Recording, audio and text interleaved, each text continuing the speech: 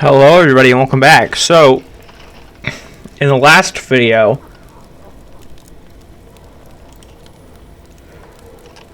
we got to this point, so we're investigating right here now. Imagine the victim laid down there on the ground.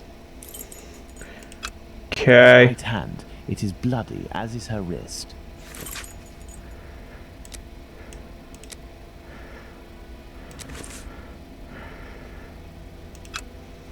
Her left hand, it is closed around a bag of pastils.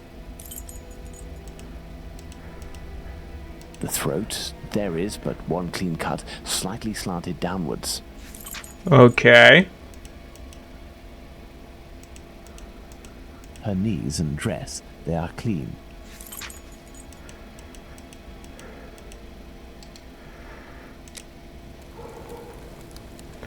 So, apparently there's still stuff I'm missing because it's not showing that I have fully...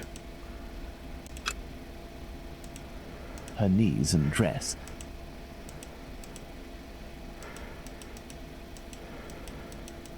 The ground is muddy. Okay, so we have everything there. Now let's see if there's anything else I need to interact with over here. This door leads to the club for Jewish socialist workers.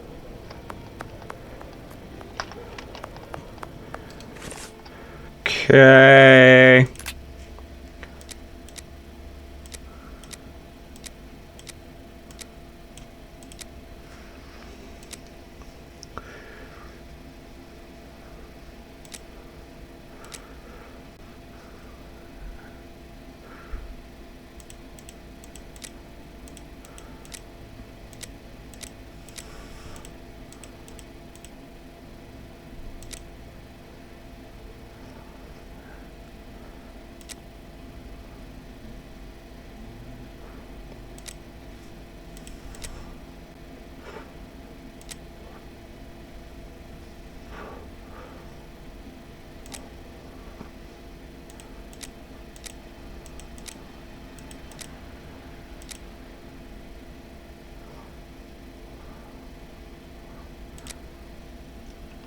What is...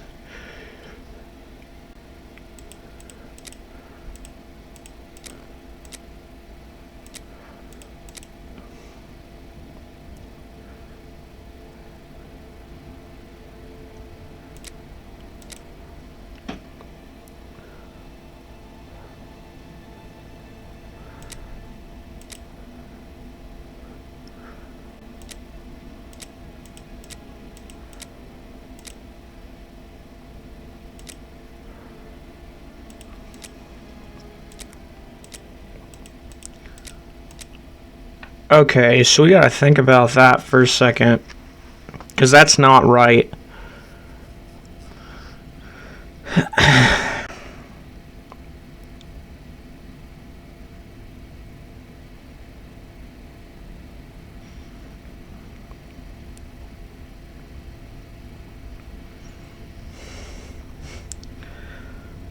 Okay.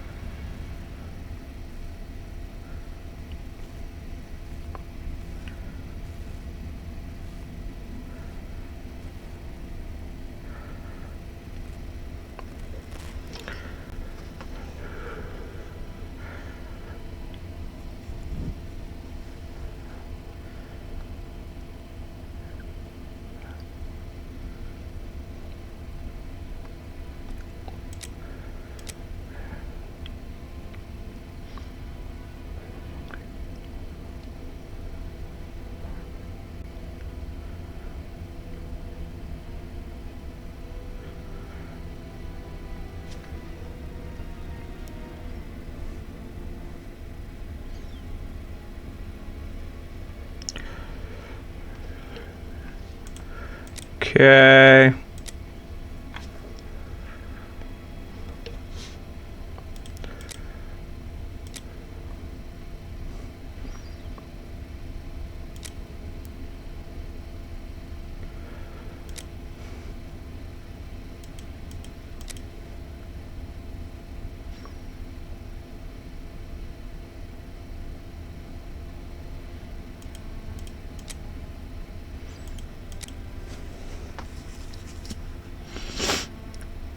Well, we are still missing certain information in order to finish this investigation, Watson. Yes, I know. I haven't done the timeline.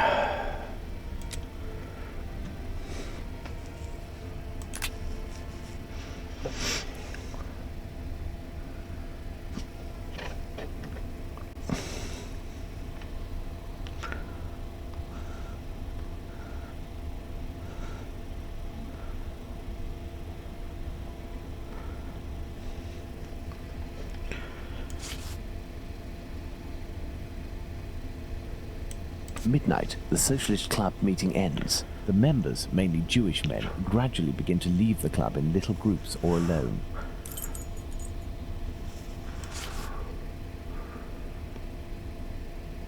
"12:20 a.m. The American leaves the Socialists Club for some fresh air.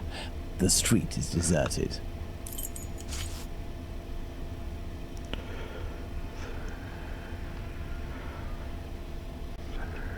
12:30 to 12:35 a.m.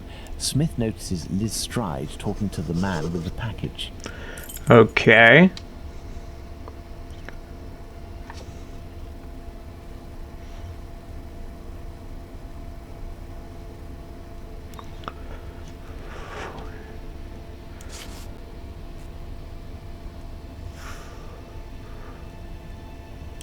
"12:40 a.m. Eagle, the president of the club, enters the workers' club via the passageway through Dutfield's yard. He passed through Dutfield's yard. If Liz Stride had already been killed, he would have had to walk over her. The murder, therefore, had not yet happened.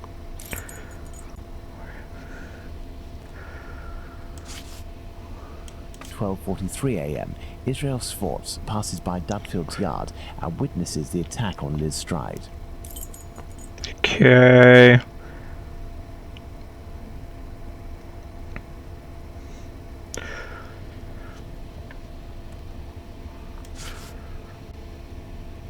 "12:44 a.m. Schwartz crosses to the other side of the road. The attacker sees him and yells, 'Lipsky.'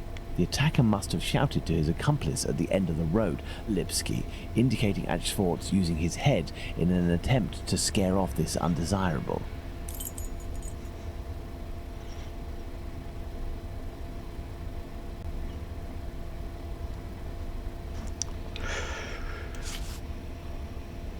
"12:45 a.m. Schwartz runs away, followed for a short distance by this man.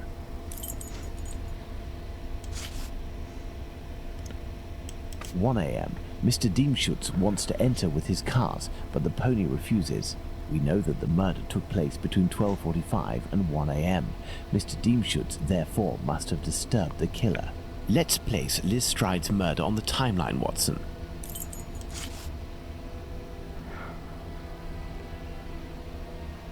"12:45 to 1 a.m. The murder of Liz Stride. It took place in this very spot, as the traces of blood were very confined. We will come back to this point in a few moments to elaborate on what could have happened. We have two possibilities. The first is that Liz Stride's killer and the attacker, seen by Schwartz, were one and the same man. The second is that Liz Stride meets a client. After some discussion, they head towards Dutfield's yard to do their business. As soon as they arrive, the attacker appears while his accomplice keeps watch. Schwartz's arrival dissuades the two men from lingering. They leave the area and leave Liz Stride in a tense state, but glad to have kept her client. He will be her murderer. Both hypotheses are possible, but an incongruous detail will serve to corroborate one of them. An incongruous detail that we were able to establish regarding the Hanbury Street murder. Which one would that be, Watson? Look at the victim carefully, Watson, and tell me the link between the murder of Liz Stride and those of Nichols and Chapman.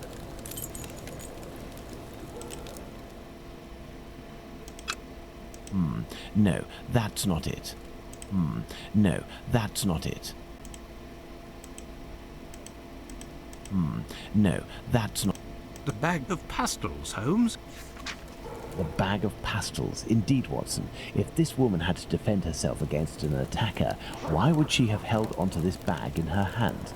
It didn't fall because this woman's hand tensed at the moment when she fell to the ground. Therefore, Watson, we know the killer distracted his victim's attention by making them take something out of their pockets. Why didn't he slit her throat like the others? He must have feared a struggle with this strong-willed woman. Why didn't he eviscerate her? Because Louis Diemschutz arrived. Do you think the Whitechapel killer is behind this murder, Holmes? Yes, and now this murder has been linked to its rightful perpetrator, it will take on deeper meaning when we have examined the facts from that night. Let's go to Mitre Square, where Catherine Eddowes was killed. And make haste, Watson, as we have another murder to commit in 40 minutes. Here we are, Watson, Mitre Square. It took us a mere 20 minutes to get here. If the killer left Dutfield's yard around 1 o'clock, as we assume, he would have arrived here at around 1:20 a.m. We know that Catherine Eddowes' body was discovered at 1:44 a.m. Catherine was released from prison around 1 o'clock, but we have no information as to what she could. As a precaution, I brought... Okay, so let's continue.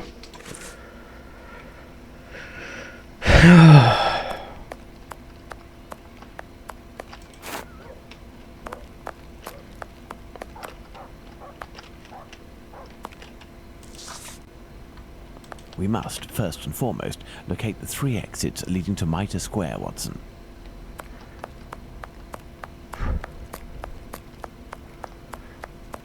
Church Passage. It must be opposite the Imperial Club at 16 to 17 Duke Street. Let's go to the end of this lane, Watson.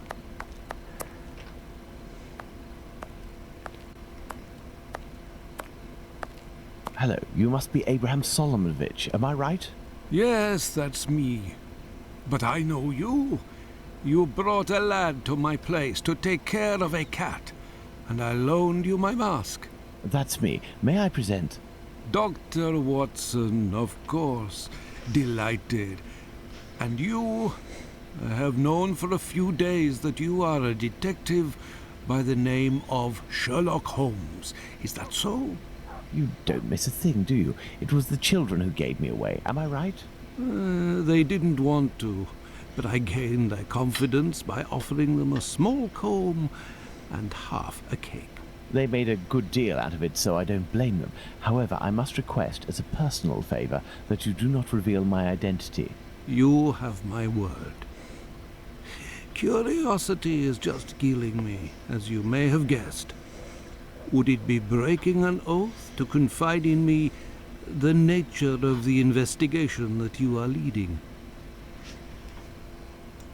Does this spot where we are now in Mitre Square mean anything to you? A demon lives in this city, Mr. Holmes.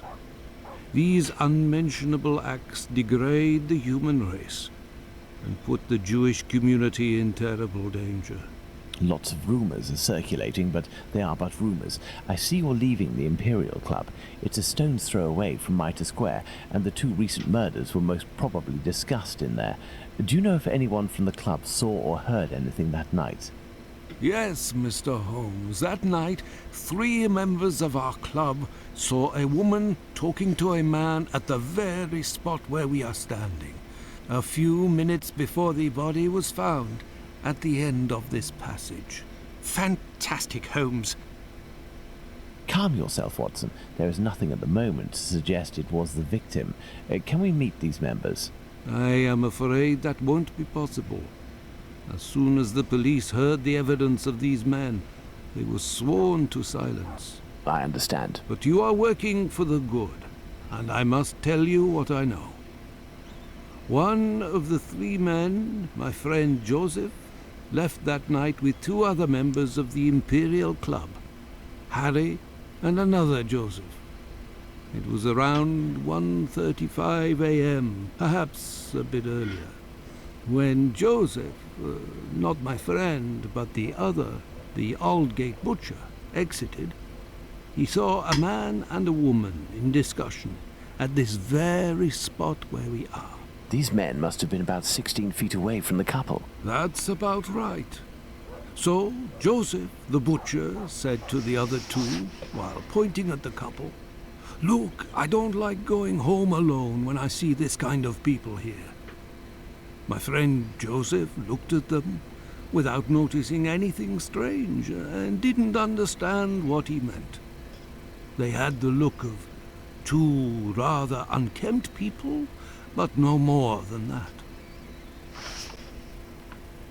After the murder, did these three men tell the police what they had seen? Not quite. Harry stated that he hadn't seen the couple. As for Joseph, the butcher, even though he was the one who commented on them and pointed them out, said that he couldn't remember anything except that the man was about 3 inches taller than the woman, who was 5 feet tall, no more. My friend Joseph, on the other hand, did his best to cooperate with the police. And what did your friend Joseph say? What did this man and woman look like? The man must have been 30 years old, about 5 foot 7 inches, light complexion, and a fair moustache. He wore a loose, dark jacket, a grey cap, and a red scarf around his neck. But he said that he only saw him for a brief instant, and it would be impossible to recognize him. And the woman? He only saw her from behind. She had her hand on the man's stomach and seemed to be pushing him. He said that he remembered that she was small, was wearing a black jacket and a black bonnet. After his testimony, the police took him to see the clothing of the deceased, and Joseph said that they looked identical to those of the woman he had seen. Like I already said, he only glanced at the two, as he was headed with the others in the direction of Aldgate. One final question. The Imperial Club is a Jewish club, isn't that correct? Indeed. Thank you for your help, Mr. Solomonovich. Bah, it was nothing. We must at all cost prevent this demon from striking again. And the police seem to have some difficulty in doing that. I wish you the best of luck, Mr. Holmes.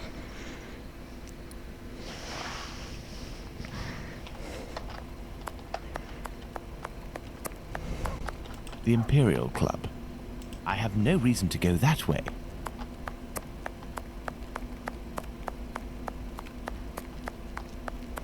Okay, so we need to find the other 2 exits, right? I have no reason to go that way.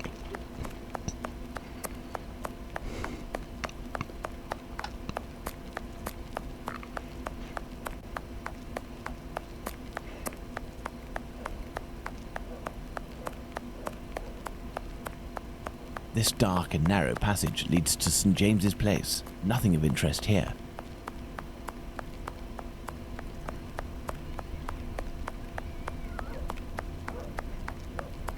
This is Mitre Street, from where Watkins, the constable who found the body, came. Well, let's find the spot where Edow's body was discovered. Nothing of interest here.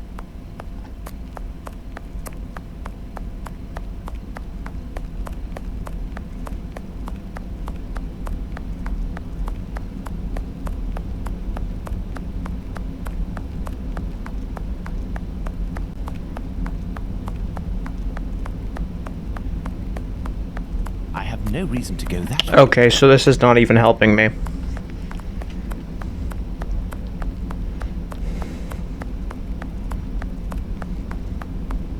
Nothing of interest here.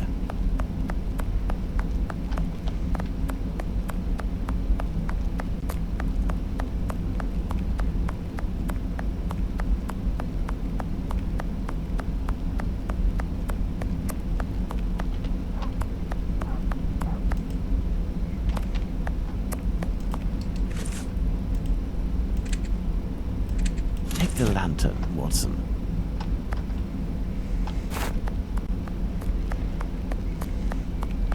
This dark and narrow passage leads to St. James's Place. I have no reason to go that way.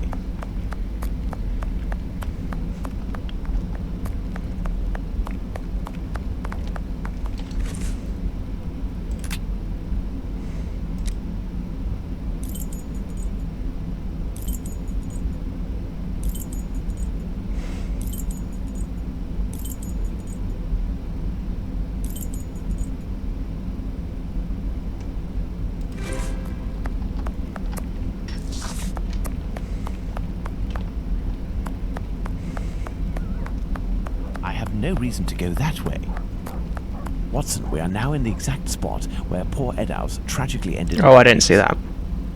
This spot is very dark, Holmes. That is probably why our murderer chose it.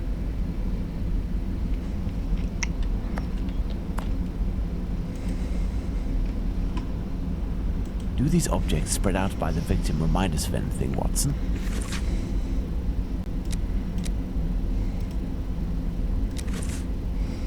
A thimble is located right beside one of the victim's hands, just like Chapman's sachet of pills and Stride's pastils.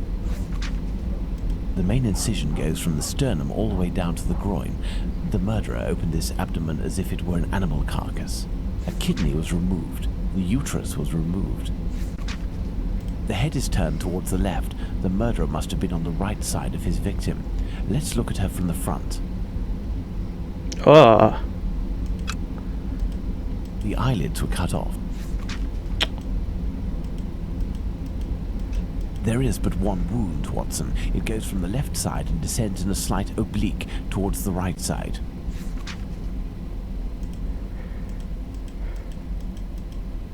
The cheeks were slashed to make them thinner. The nose was cut.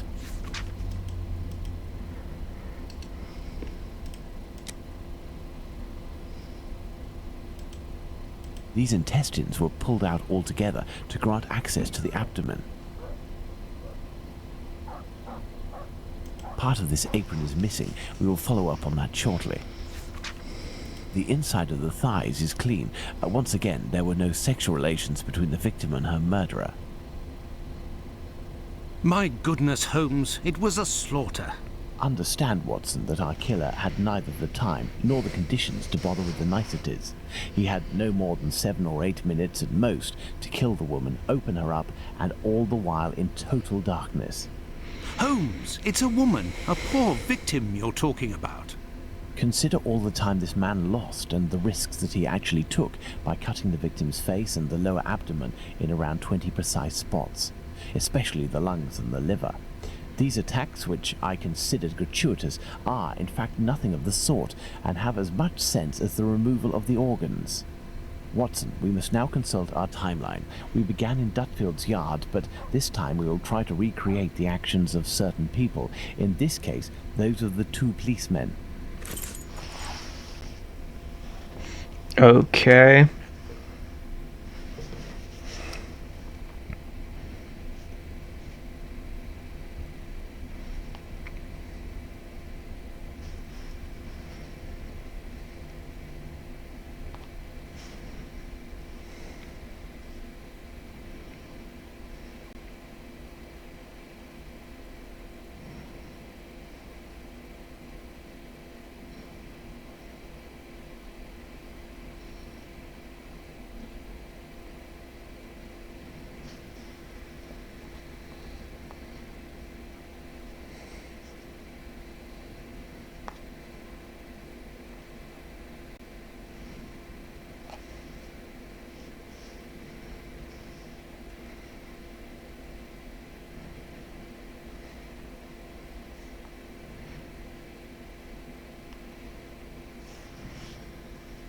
Okay.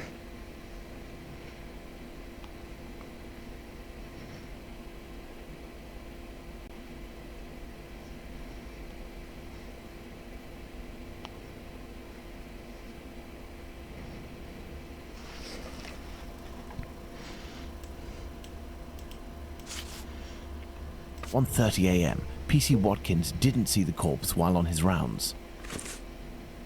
If P.C. Watkins did his rounds properly, and there is no reason to doubt this was the case, as he discovered the corpse a quarter of an hour later, the murder hadn't yet taken place, and there was no one in Mitre Square, unless they were hidden among the shadows. Enter Mitre Square via Mitre Street, Watson, and stop and try to see me with the lantern. I will be where poor Edow's corpse was.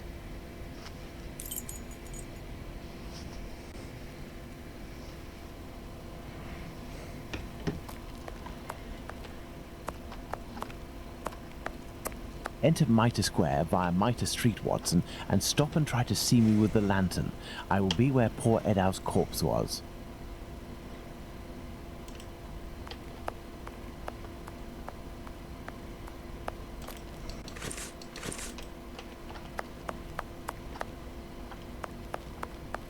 I see you, Holmes.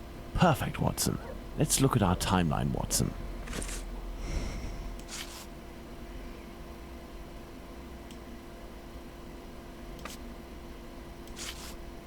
Very good, Watson. Thus we can categorically state that the murder had not yet occurred at 1:30.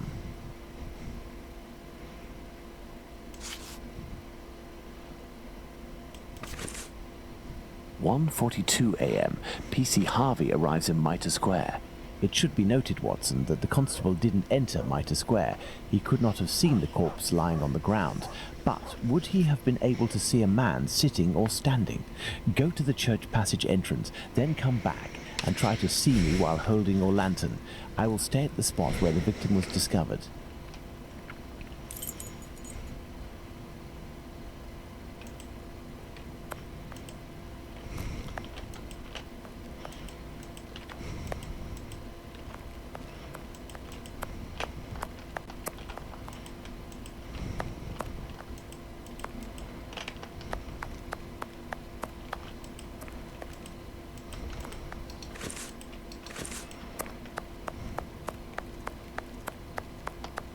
I have no reason to go that way.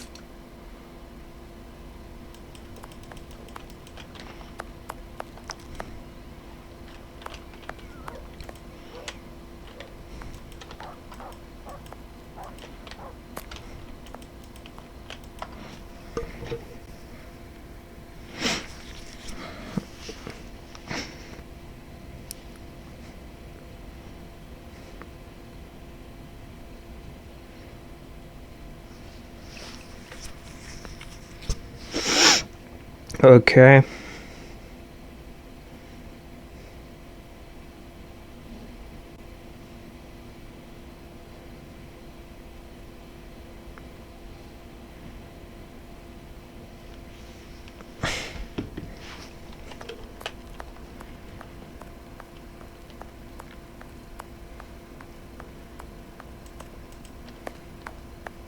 I see you, Holmes. You had to proceed into the square in order to see me, something Harvey didn't do. It is possible that the killer was still there. 1:42 a.m. PC Harvey arrives at Mitre Square, but does not go in. The murderer may well have still been there.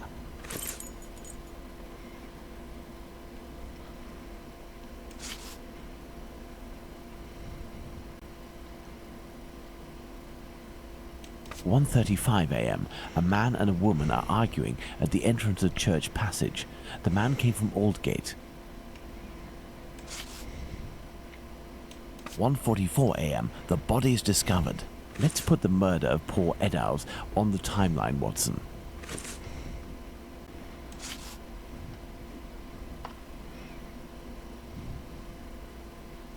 One 1:35 and 1:42 a.m. The murder would appear to have taken place between these times, that is to say, within 7 minutes. Agreed, Holmes. But does this really prove that our killer had the time to perpetrate these two murders? Let's look at our timeline, Watson.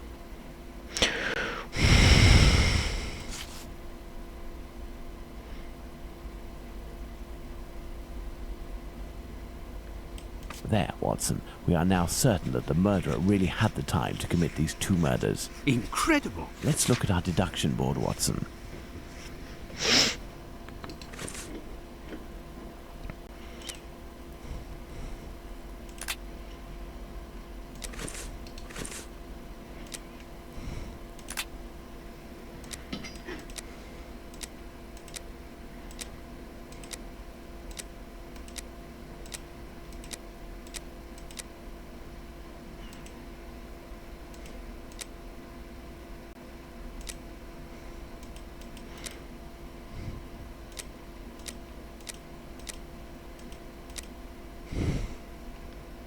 Okay.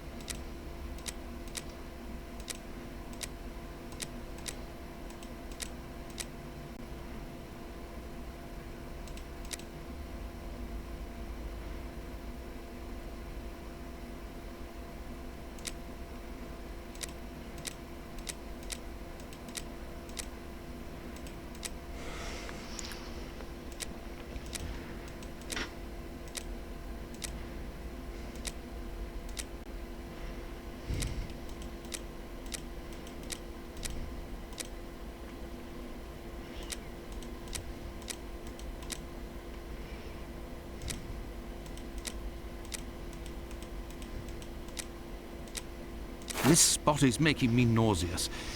Can we not head back, Holmes? We certainly can't, Watson. We have one final point to address. Do you remember the piece of white apron that was missing just now? It was found just a few steps away from here, at the entrance of a building. That's where we must go.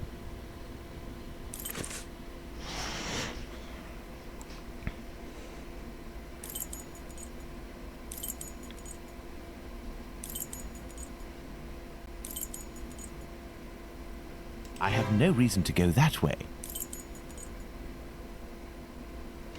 Let's go. Okay. There's the spot, Watson. By night, Goulston Street is deathly silent, which will permit us to carry out a fair few experiments. Let's find the entrance where the piece of the victim's apron and the mysterious chalk message were found.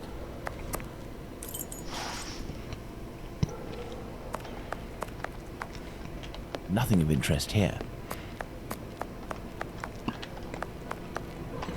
There's the spot where the apron and the message were found by PC Long. Now, let's recreate the scene. Remember, Watson, it was raining that night. Find me something with which to mimic raindrops hitting this wall while I write something with my chalk. The Jews are not the men that will be blamed for nothing. But what does it mean? Okay. Have you found something for us to pour water from, Watson? Find a container and some water. Let me remind you that it's night time and the street is deserted, Holmes. Okay. Water. So we need a container for water. I have no reason to go that way.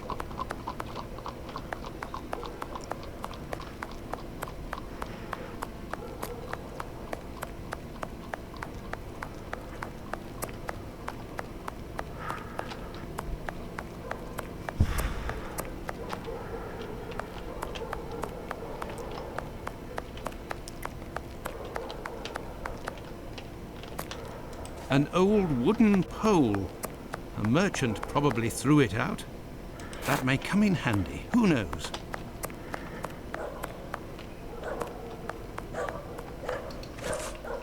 Okay.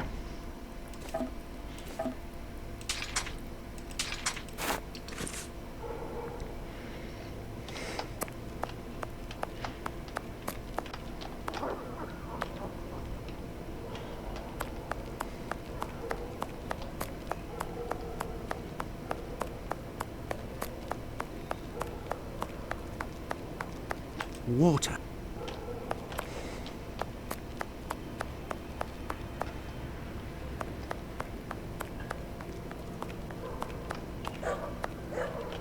I have no reason to go that way.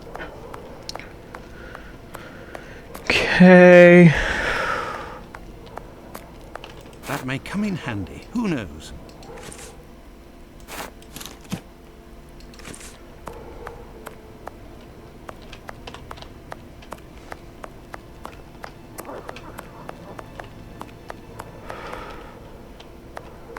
I don't know why we couldn't just use that. I have no reason to go that way.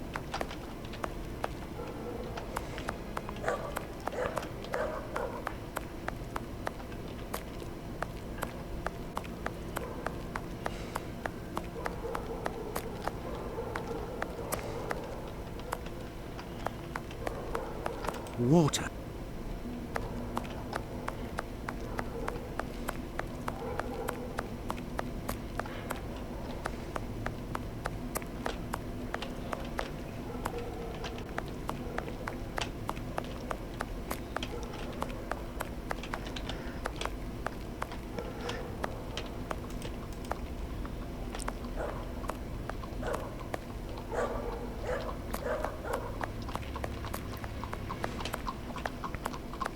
Okay.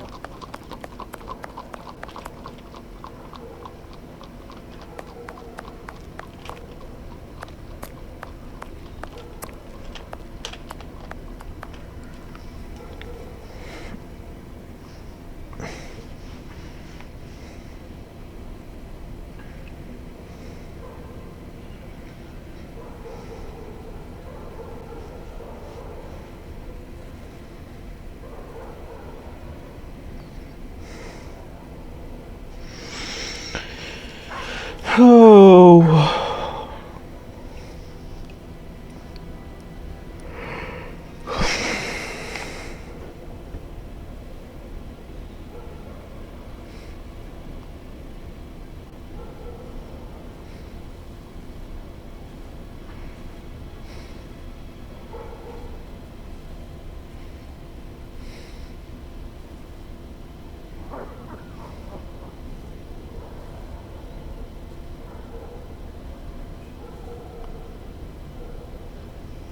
Oh.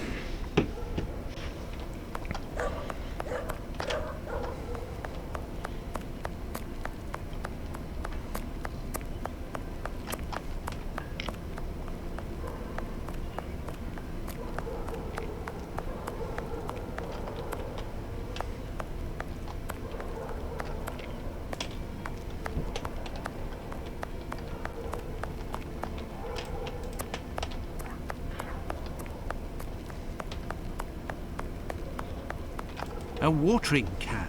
That's what I need. But I can't reach it. A watering can. That's what I need. But I can't reach it. A watering can. That's what I need. But I can't reach it. A watering can. That's what I need. But I can't reach it. What? I don't understand. I have all the items. A watering can. That's what I need. But I can't reach it.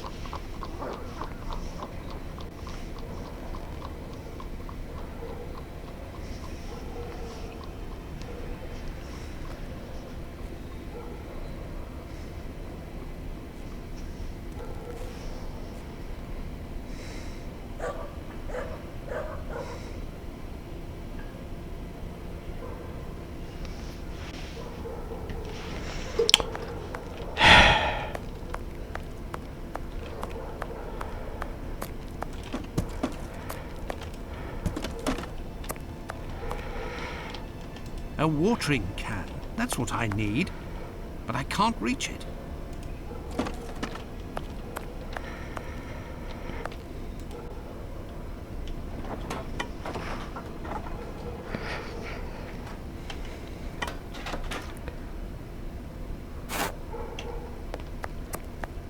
Okay.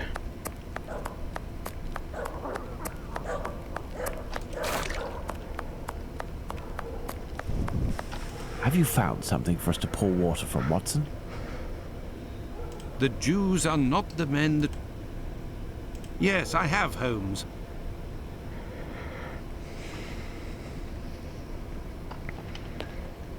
If this message were written by the killer, then it would have been lying in this entrance for up to 35 minutes before being discovered. Let's find out in what state it must have been. This message could not have withstood an entire night in the rain. During the investigations carried out on the night of the double murder, PC Hulse inspected the entrances of this street around 2:20 a.m. and confirmed to have seen nothing out of the ordinary. At 2:55 a.m., 35 minutes later, PC Long found Catherine Edow's piece of apron and the message in chalk. This message would not have withstood a whole night in the rain, as had I continued to water it for a little longer, I would certainly have erased it. It was written, therefore, at the moment when the piece of apron was dumped. This substantiates PC Hulse's statement, which stated he had seen neither of these during his rounds. After its discovery, it was guarded and protected from the rain, which was subsiding, which explains why it was still legible when it was erased at 5:30.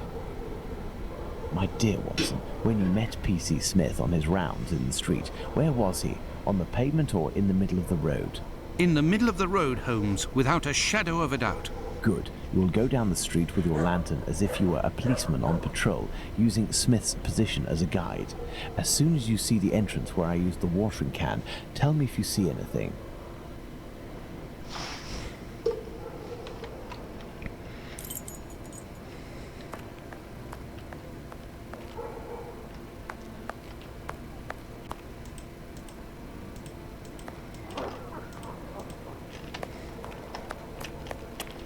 I have no reason to go that way.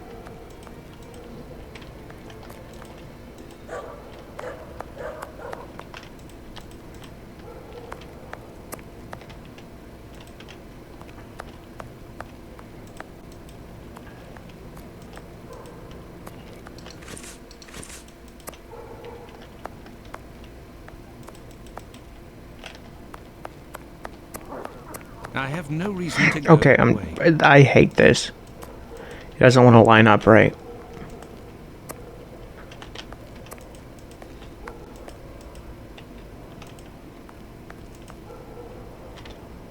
There, Holmes. From here, I can see something written. Can you read it? No, Do you see the white rag, Watson? I see something on the ground. But I'm not sure if it's what you were talking about. P.C. Long, who found the piece of apron, was examining the interior of the entrances, and yet nobody would have predicted that this piece of material would be discovered on the very night of the murder by a policeman on patrol. What are you trying to get at, Holmes? Let's look at this message on the wall, Watson. The Jews are not the men that will be blamed for nothing. In other words, the Jews were possibly blamed for nothing, but that will no longer be the case. Reading this message naturally begs one question. What would that be, Watson? Why? Indeed, Watson, why? For what reason would one have the right to blame the Jews in the future? Remember, Lestrade was killed near a club for socialist Jews, Edaus not far from the synagogue and the Imperial Club, and finally, this piece of apron dropped here. This building is occupied by Jewish families. The killer really did go out of his way to incriminate the Jews living in the area. It's a bit obvious, Holmes. Yes, but with the rumors, Watson, the author of this message would have received a response to his strategy. You are right, Holmes. So perhaps it's a good thing this message was erased. Whoever took the decision to do this is a man of great wisdom and courage.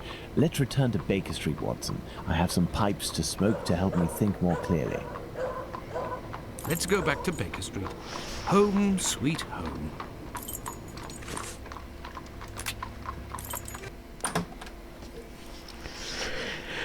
Oh, this is a long game. Nightmares all night, Holmes. As for you, I bet you didn't get a wink of sleep, did you? It's this chalk message business, isn't it? Among other things. And this lunatic is still running free. If only we knew what he looked like. But we do know, Watson. We have a fairly accurate description. I must have missed an episode of your adventures, Holmes.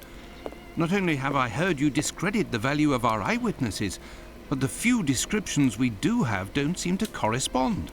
An inaccurate account can regain its value if we can discover why and to what extent the truth must be rewritten. We've learned a great many things tonight, and I'm able to tell you what our man looks like. Really? Yes, and we're going to need a few things, Watson.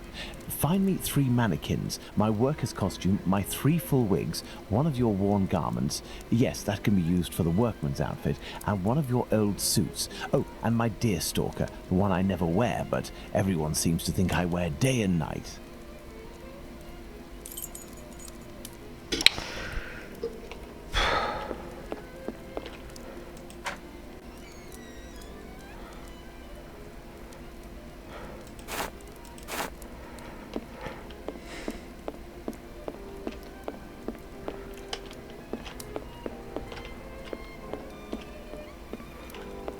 We shall place our mannequins here, Watson. So, as for one of the murders, we have no witnesses whatsoever. As for the 3 other, we have at least one person who claims to have seen the victims talking to a man a few minutes before their death. Do you remember whom these would be, Watson?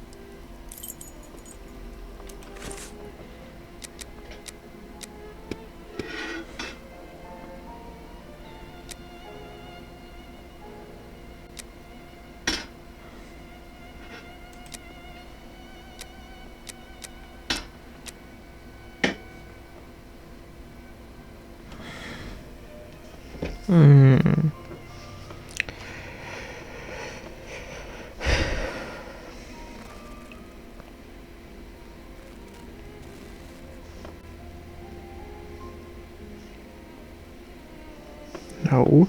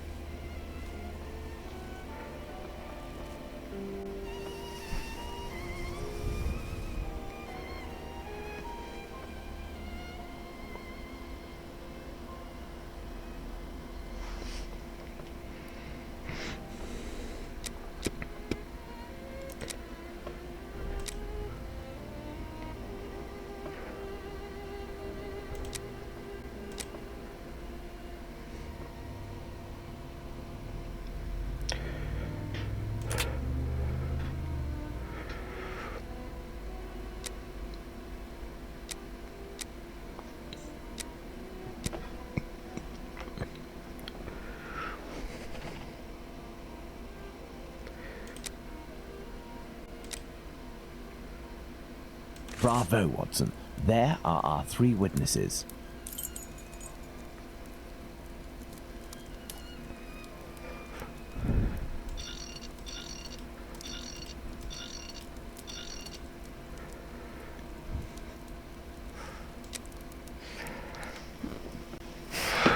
Okay.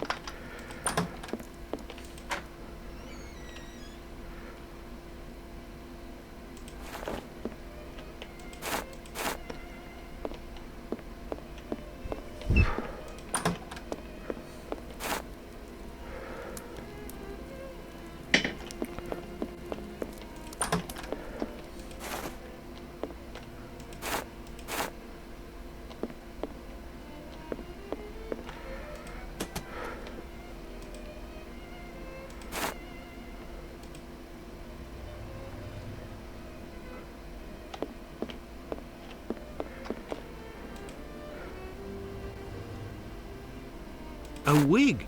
This will come in handy.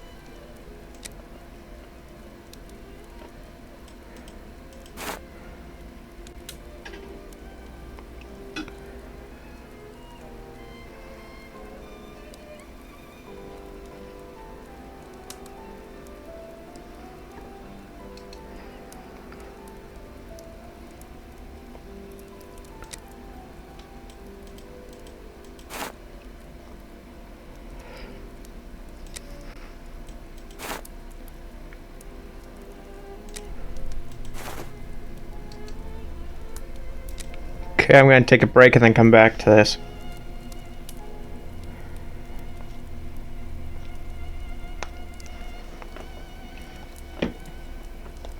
I don't even know how much longer this is going to be.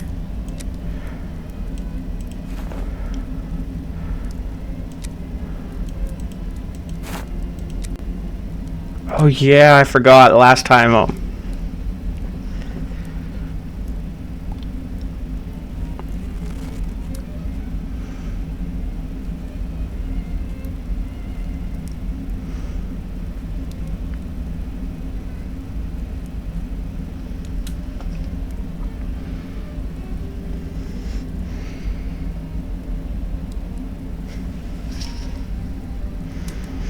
I hate advertisements.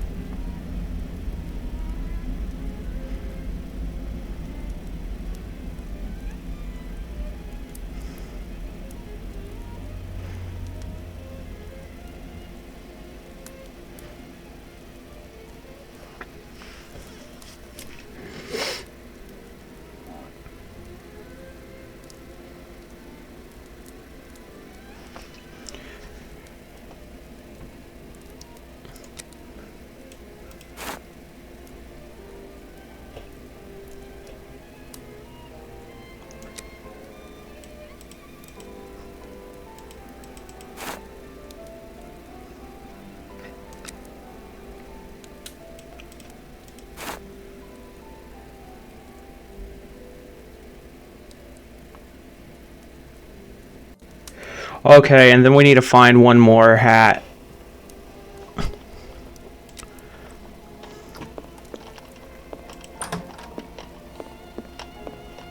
So there's another hat that we're missing. You know, I'm at the point now where I'm like, this game is like extremely long.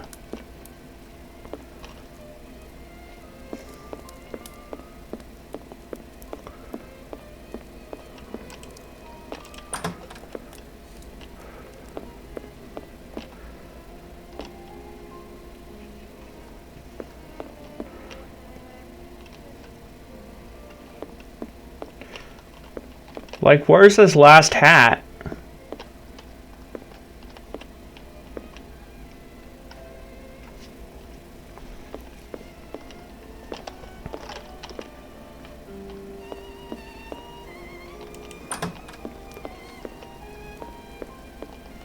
Oh, there it is.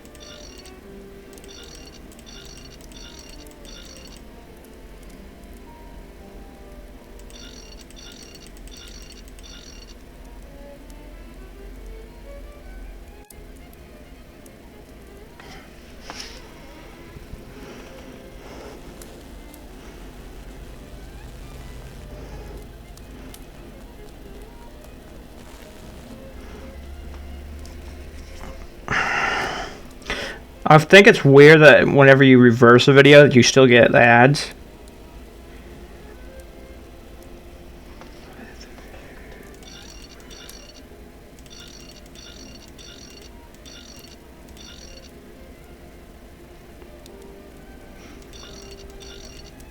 There is an error, Watson. Let's reread Abraham's testimony. Perfect, Watson. Indeed, Watson, that's the right size for Abraham's mannequin. The account given by Mr. Solomonovich's friend is incorrect in at least one point. The first Joseph said that the man was at least 5 foot 7 inches tall. The second Joseph said he was 3 inches taller than the victim, whom we know was 5 feet tall, which would suggest a height of 5 foot 3 inches. Don't forget that it was this second Joseph who attracted his friend's attention towards the couple on the other side of the road. We can assume he got a very good look at them. As for young P.C. Smith's account, he must have been mistaken about this person's real height. It is only an inch or two after all, and we can attribute the same height as the other two.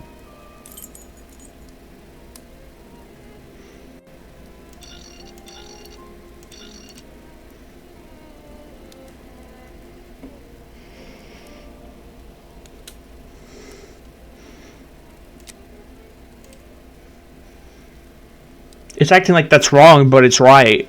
According to this video, it says it's right.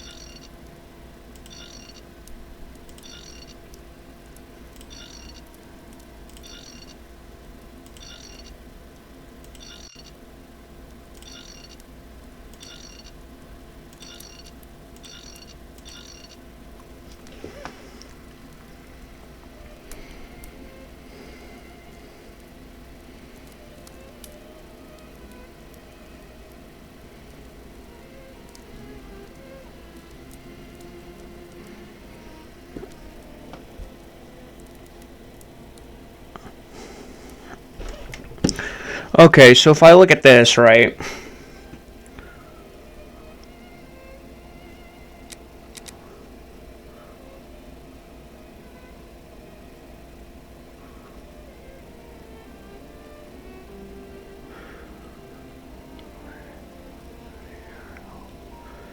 $30, $28, $26.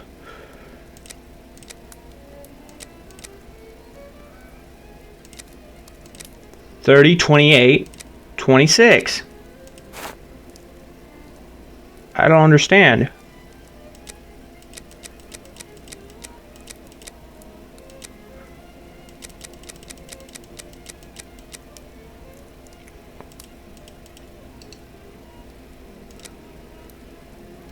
Let's try to recreate the profile of the men seen by our three witnesses. I did.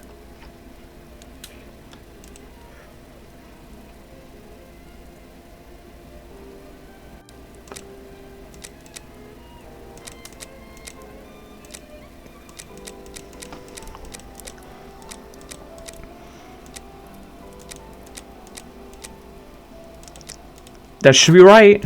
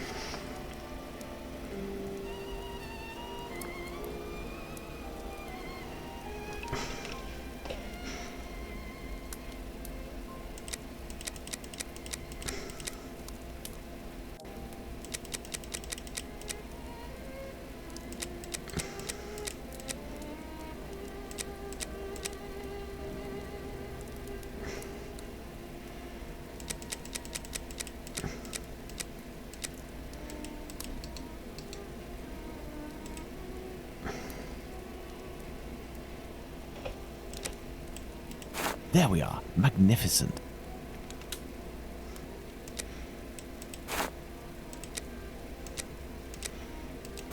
Bravo, Watson. Our mannequins have been recreated based on But the that's correct wrong. accounts. Now, Watson, let's see in what ways these statements differ and how the witnesses could have been mistaken. Let's look at these wigs and moustaches. Let's start by taking the first Joseph's testimony, who saw the man head-on in a well-lit spot and in which he noted fair hair. Now, let's consider the same person, but in the lighting and angle of the other two witnesses, in the darkness of night, with poor artificial lighting from above. Put out the light, Watson.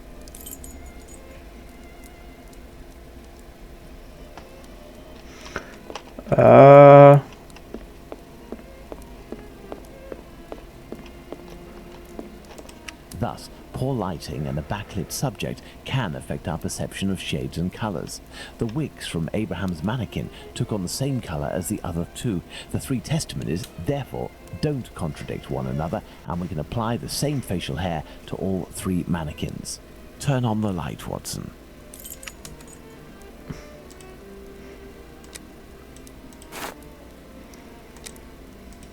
Yes, I have, Holmes. Well done, Watson. With regards to the murderer's hair, the three witnesses should agree on Abraham's testimony. As Joseph is the only one who saw our man in full light, his hair must therefore be fair. You see, Watson, it is hard to draw objective conclusions when one is an eyewitness to an event. This leads us to reconsider the various statements regarding the supposed age of the man. Even if you are face to face with someone in full light and for a period of several hours, to what extent can you determine their exact age? And even more so if you observe them for only a few seconds and or from behind. We must allow some flexibility when considering our witnesses' statements, but always scientific flexibility.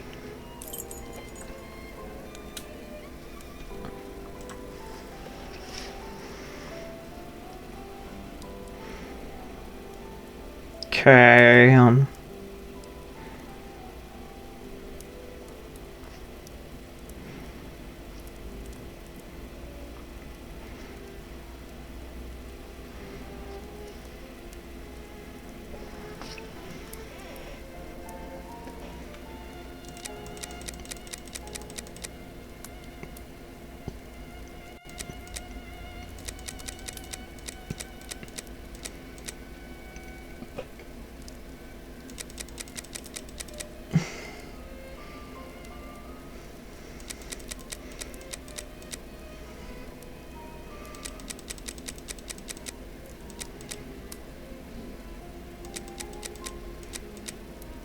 Perfect, Watson.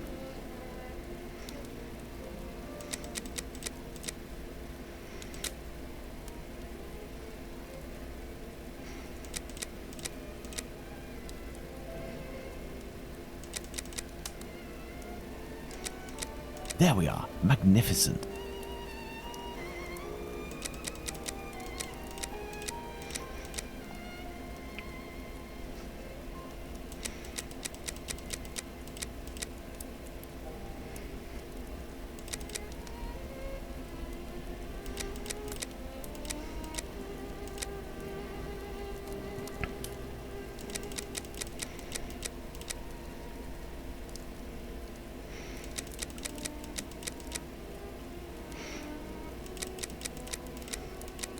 Perfect, Watson. Yes, I have, Holmes. Now that we have fully considered the witness accounts, let's see to what extent they agree. If we apply the range of error for each of our dummies, we can deduce the age of our murderer as precisely as possible. Okay.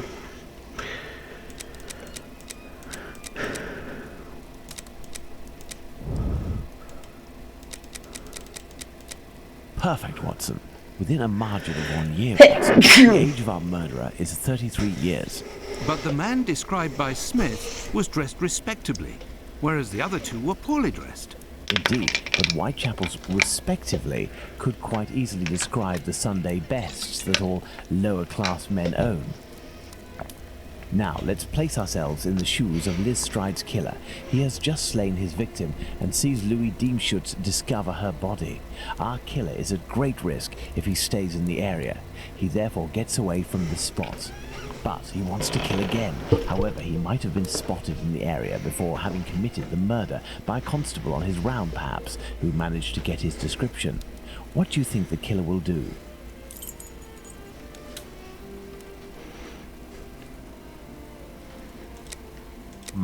No, that's not it. No, Watson. No, that's not it. No, that's not it. No, Watson. No, that's not it. No, Watson. No, Watson. No, Watson. No, that's not it. No, that's not it. No, that's not it. No, Watson. No, that's not it. No, that's not it.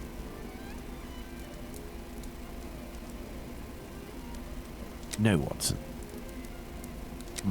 No, that's not it. No, Watson. No, that's not it. Throw his clothes in a sewer or a trash bin and head off to find another victim. It's hard to believe, Watson. Someone from a lower social class wouldn't throw away his clothing like that. No, Watson. No, that's not it. No, Watson. No, that's not it. No, Watson. Go back home or to a safe location, change his clothes and leave again in search of another victim. It's the only possible explanation, Watson. The man returned to the safety of his lodgings and then decided to go out again with new clothes and repeat his sinister nocturnal work. That's how the discrepancies between the witnesses with regards to clothing can be explained. What a cold-blooded animal. And what determination! Powerful motives are pushing this man. Thus, we can conclude that the respectable man with the package may very well have been seen by the two Josephs.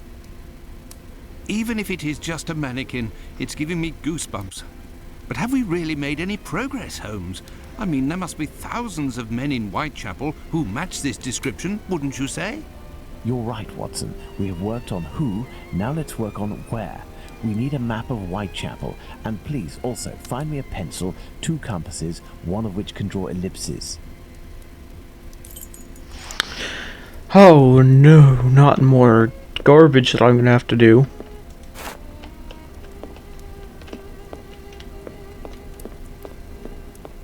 I am in need of something. First of all, let's place our 4 murders on this map, as well as the spot where the graffito appeared, and the piece of apron was dropped.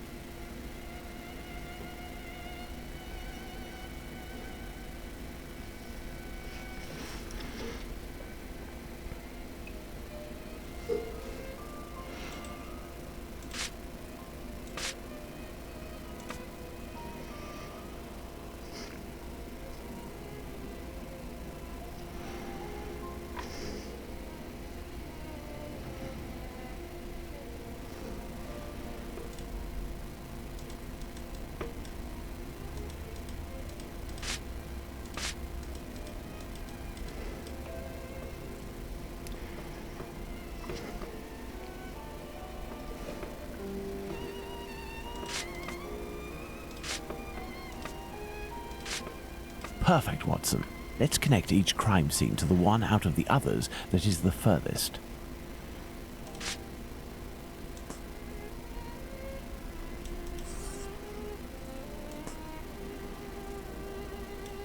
You see, Watson, the murders aren't grouped together, but seem to be spread out like cardinal points around a central zone. The killer obviously wanted to avoid returning to the previous scenes of his crimes, assuming that they would be more closely watched, or that he could be recognized. So, the killer lives at the center of this cross. In the vicinity, most certainly, but how near? We cannot afford to get it wrong. If you concentrate, Watson, you will notice that the murders are roughly equidistant from the intersection point of the diagonals. Let's focus on the night of the double murder. Remember, Watson, it took us 20 minutes to get from Dutfield's Yard to Mitre Square. Let's draw a line from one to the other.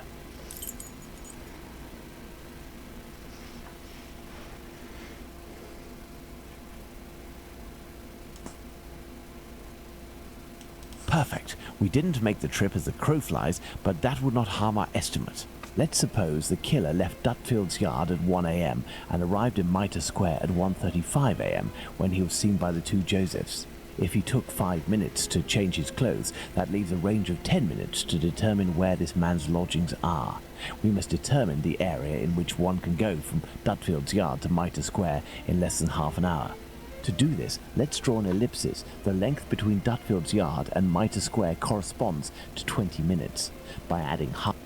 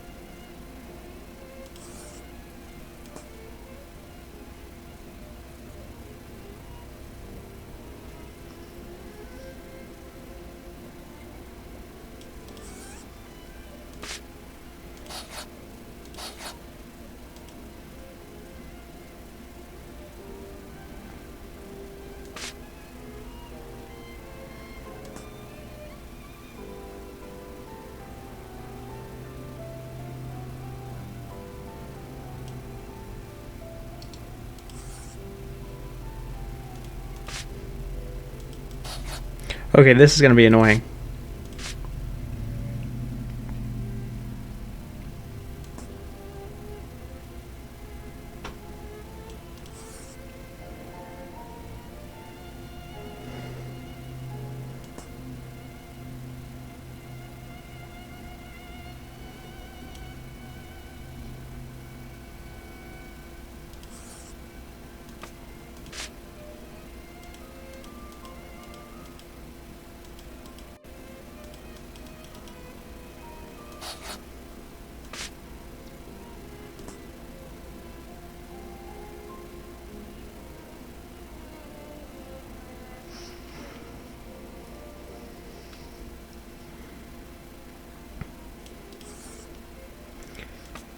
Oh.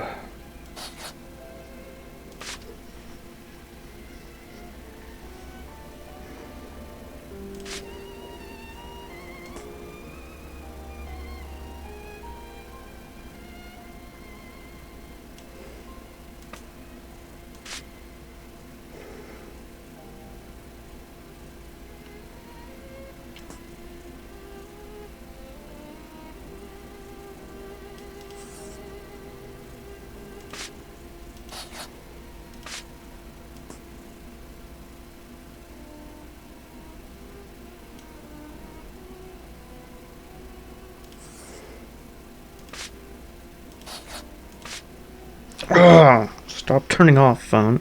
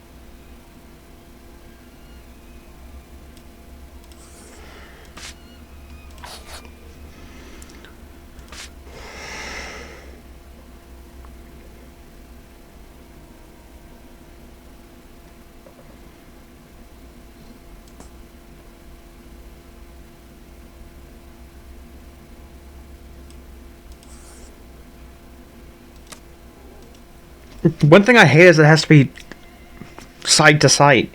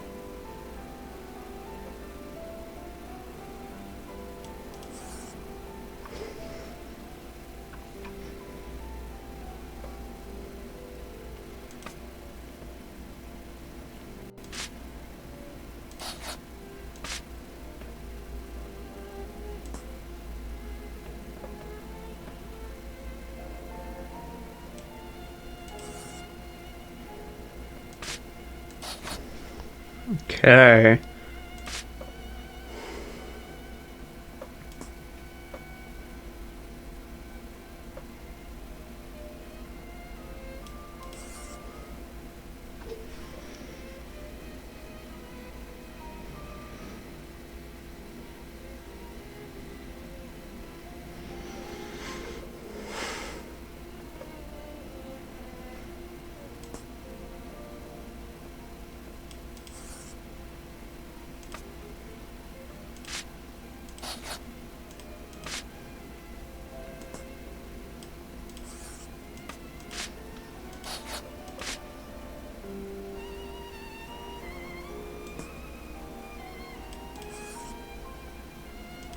I hate how particular this likes to be.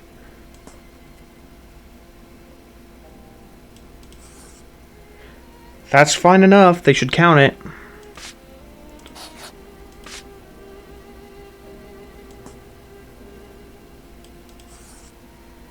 There we go. That should count.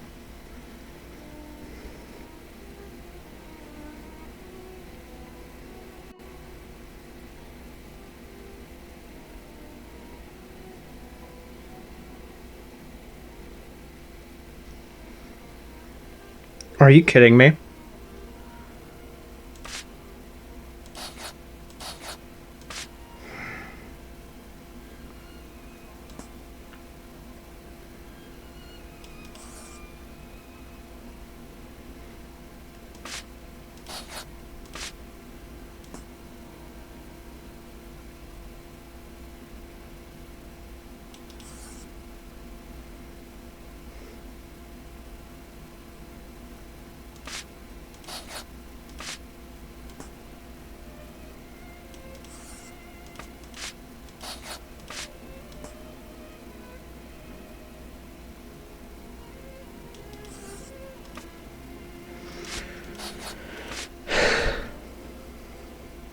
There we are, Watson. Our killer lives in this area. It's still rather a vast area, Holmes. Yes, indeed.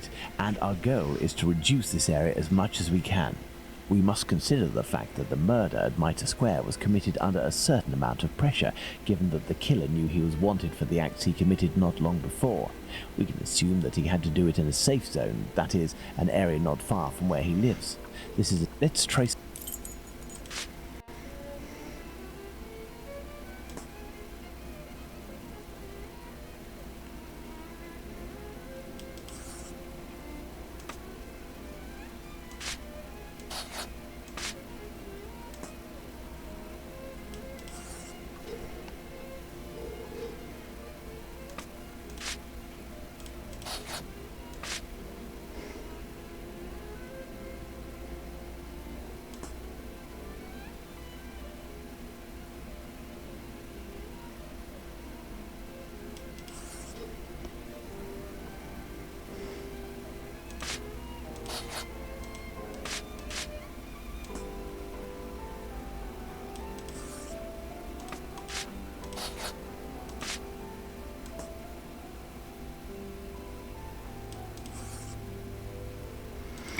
It's so particular, and I hate that.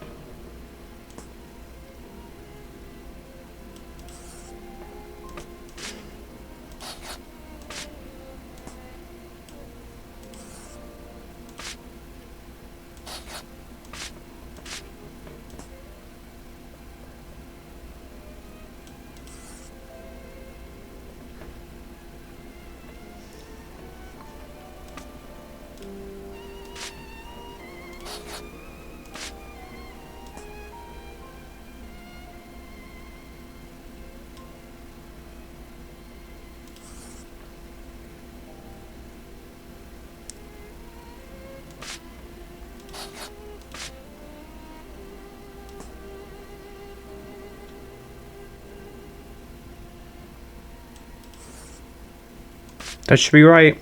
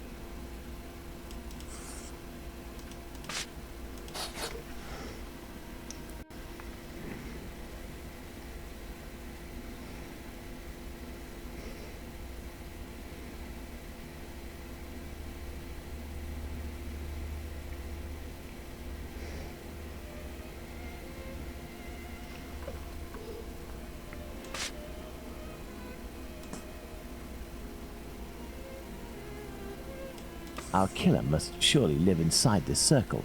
Now, let's intersect it with the ellipsis that we previously determined.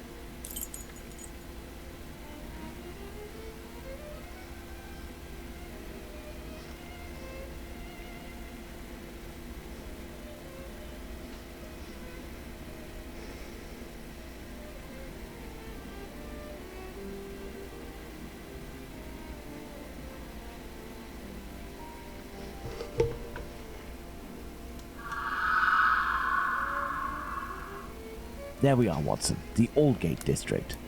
Shouldn't we inform the police so that they can concentrate their efforts on this area of Whitechapel? It is probably already crawling with inspectors, Watson, and I doubt that they would take us seriously, even if they were willing to listen to what we had to say. Let's focus instead on understanding the killer's modus operandi. We know our murderer preys on prostitutes who are penniless, weak, sick, or alcoholic, that he distracts them the moment before killing them, and that he left an anonymous message inciting anti-Semitic hatred at the entrance of a building occupied by Jews. How would you describe this man? What a coward! Indeed, he is a person of great cowardice. Let's look at his murders, and in particular, the depredations on the corpses, putting aside that of Liz Stride, because on that occasion his work was left unfinished. If we recall the observations made on the victims and the parts that were mutilated or damaged on each of the bodies, without forgetting the fact that he also removed one or more organs, we can ascertain that our killer evolves during the course of the murders, cowardly and still evolving. And yet, look at the location of our first murder, that of Polly Nichols in Bucks Row. It is the most distant from the area our killer would appear to live. Perhaps this murder was preceded by another within the killer's area. I believe a cowardly killer would commit his first murder in an area close to his home in order to find refuge as quickly as possible on carrying out the act. Holmes, an idea just occurred to me that fills me with dread. This evolution of which you speak. He will pursue his next victim as long as the conditions permit him to continue killing Watson. But how could one go even further in this horror? Look at what he did to that woman, Catherine Eddowes. In order to avoid having to answer that question, we must act with haste and planning. Watson, I suggest you inform yourself on the mutilations sustained by the victims. We played with the idea that this could be an act of vengeance against prostitutes. If the mutilations correspond to areas affected by a specific pathology, perhaps the killer wanted to give an eye for an affliction he felt the prostitutes he knew were responsible for. And this trail leading to Dr. Tumblety Holmes? I also have a few things to look into in the meantime. I still have a primary witness to track down, not to mention old trails I've yet to pursue.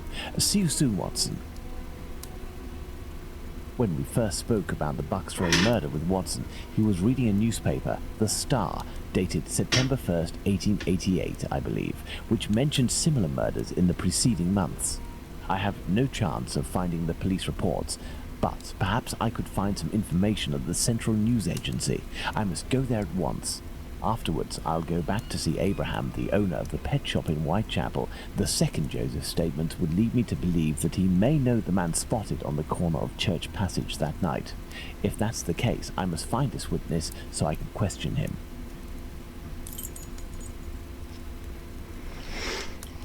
So guys, I am in fact going to end this video here. If you did enjoy, make sure to like button, subscribe if you already, and I'll see you all in the next.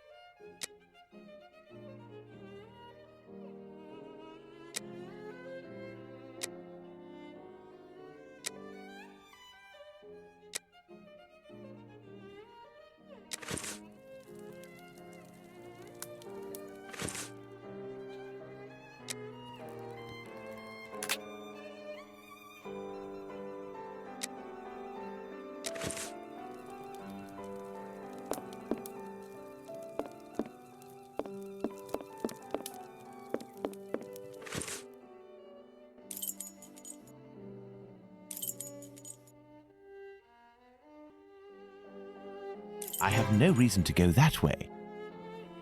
Nothing of interest here. Ah, Bulling is there. It won't hurt just this once.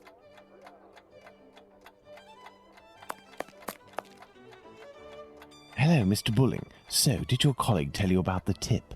What tip? Ah, I see. I gave him an explosive tip and he went without you? Oh, that's not very sporting on his part. No doubt he took all of the credit for his discovery. You're winding me up, eh?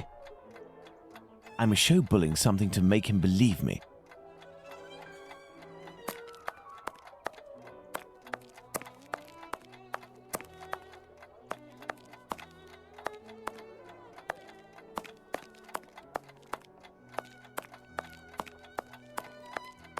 Closed.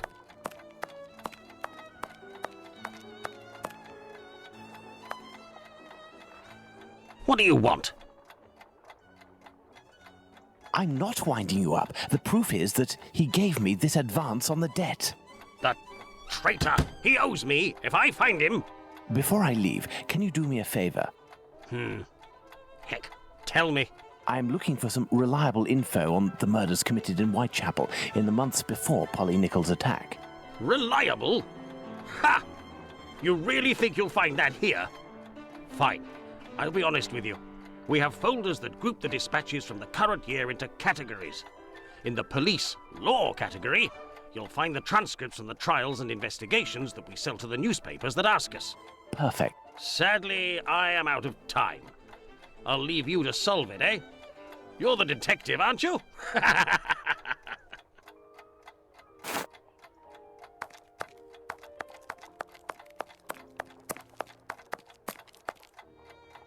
The dossiers are full of papers in dated envelopes. I can't open them. That would be too obvious. How can I tell which compartment to look in? No categories are indicated.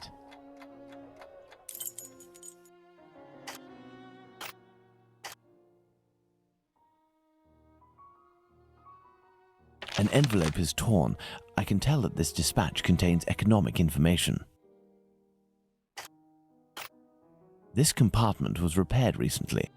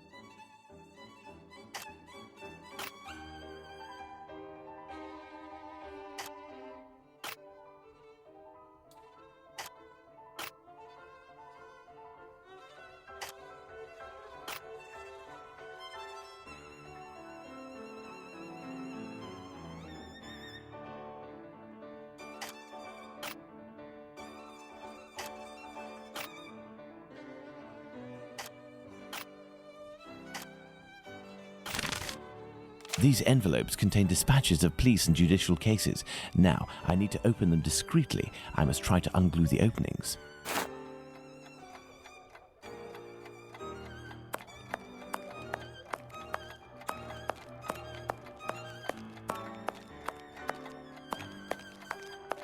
Closed.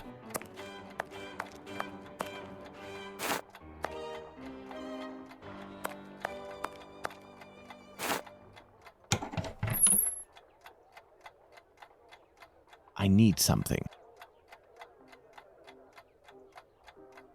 I need something.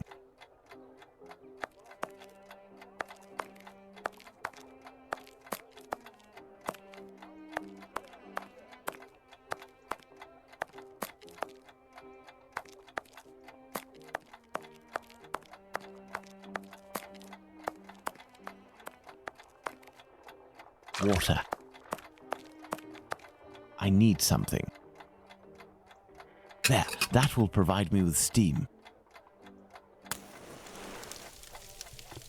These envelopes contain dispatches of police and judicial cases. Now, I need to open them discreetly. I must try to unglue the openings.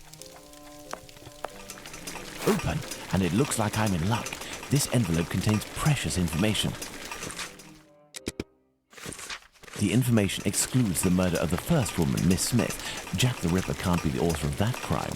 On the other hand, there are enough similarities to suggest he may be the killer of Martha Tabram. I must go to the pet shop.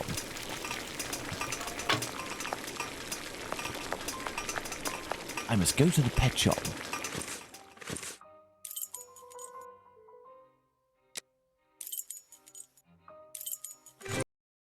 I must go to the pet shop. Closed until further notice. Abraham isn't there. No luck.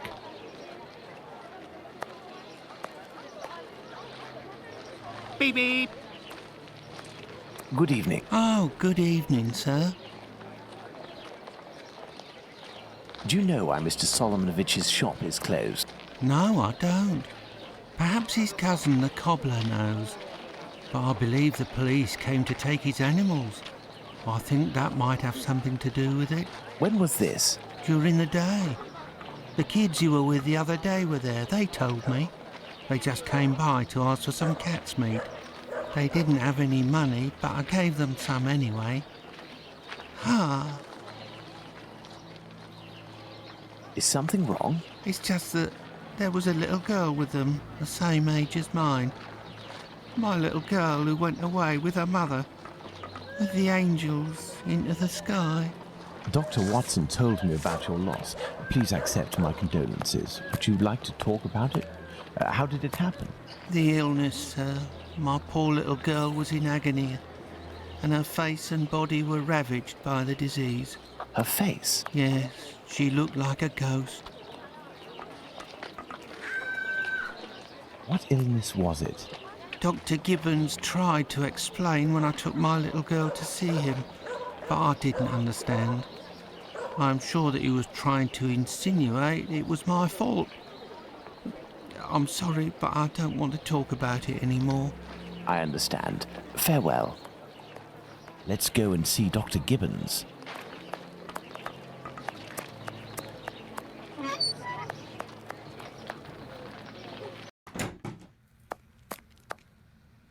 Hello, Doctor. Do you remember me? I'm Sherlock Holmes, Dr. Watson's friend. Oh, yes. Excuse the mess, but I am doing a bit of tidying. I have come to see you about a Mr. Hardyman, a cat food seller by trade who recently lost his daughter and wife. Yes, I know him. A tragic story. Actually, I was hoping you could tell me about the disease that took his daughter, a disease that would have attacked her face. Well, to keep it short, we are speaking of syphilis, Mr. Holmes. You must certainly know that it is transmitted through intimate connections, and that the vast prostitute population here contributes to its inevitable progression.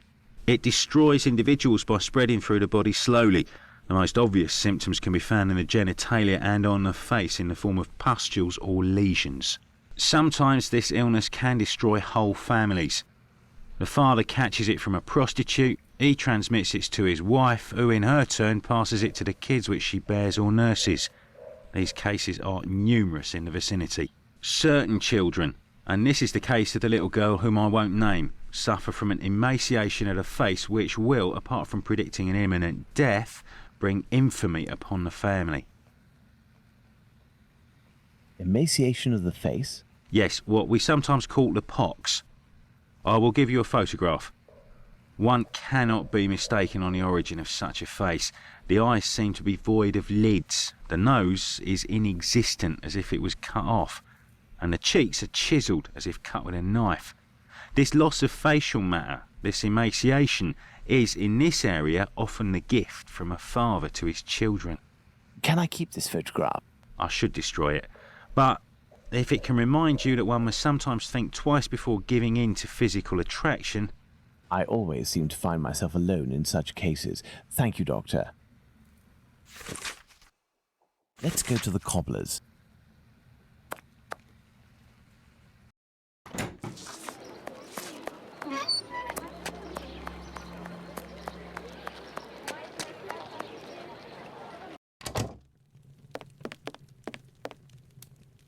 Hello, Mr. Solomonovich.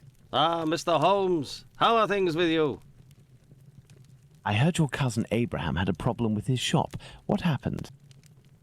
Ah, if I didn't know you well, I would tell you that it's Jewish business that doesn't concern anyone but the Jews. But as you have a little bit to do with it, you have the right to know what is going on. Ah, would I have something to do with it? Someone had seen Abraham telling you something and making big gestures near the Imperial Club. A vicious rumor quickly spread, and it has caused him great injustice. A slanderous denunciation attracted the authorities' attention to my cousin's shop. Abraham must be in the process of answering their questions. I did, indeed, speak with your cousin the other night. I'm shocked at the consequences of this discussion. As I was saying, it's the story of the Jews. In the face of adversity, we are united, but amongst ourselves, it's like anywhere else. As soon as our people take a dislike to someone, for right or wrong, we can be without pity and quite cruel. This is all very worrying. Your cousin knows one, or rather two, of the men who were at the Imperial Club on the night of the Mitre Square murder. One of the two, a butcher in Aldgate named Joseph, is probably withholding information of the utmost importance. I must find this man. Perhaps you can help me. But there are dozens of Jewish butchers around Aldgate, half of which must be called Joseph. And you know, Mr. Holmes, we Jews prefer to remain in the background of this murderer business, this Jack the Ripper thing. All of London is pointing their fingers at us saying, it's a Jew who disemboweled these women. Our community is in great peril, you know. There was the business with Lipski and Leather Apron. I will see what I can do, but I don't promise anything. I'd be extremely grateful to you. Very well. We may meet again, Mr. Solomonovich. You are most welcome, Mr. Holmes. I've paced up and down Whitechapel enough. I should return to Baker Street in order to reflect on the new facts that I have discovered.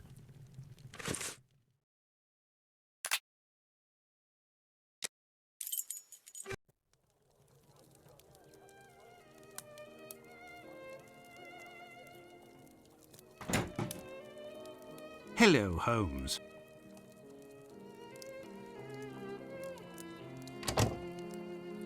Good day, Watson. Listen, Holmes, I know I should have got here sooner to give you a report on my research, but this case has led me to neglect my patients and my wife more than I care to admit. I've been able to sort things out over the last few days, and now I am ready to pursue this investigation. You don't have to justify yourself, Watson. Whilst I do tolerate you as an observer, and despite your occasional help with more menial tasks, may I remind you that you are by no means an indispensable part of this case. Oh, you tolerate me as an observer, do you? Oh, you're too much, Holmes. Well, Mr. Detective, despite my absence, I have been working on this case, putting my relationship on the line in the process. And I happen to have a confidential letter that only passed from one lord's hand to another. What it contains is extremely serious and concerns Dr. Tumblety and his collection of uteri. Let me see that.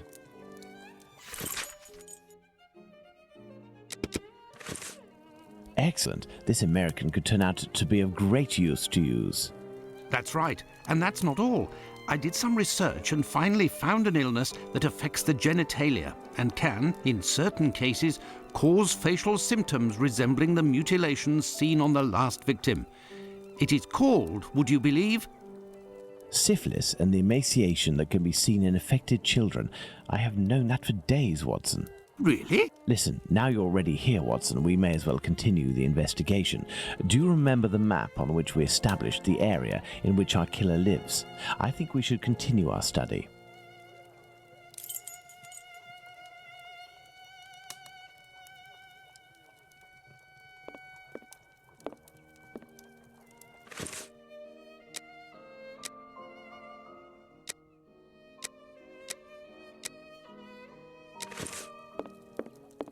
Well, I discovered the case of another murder before that of Bucks Row. It happened in George Yard. We shall put it on the map in order to see if it corresponds to our area of research. We must place the murder of Martha Tabram in George Yard on the map.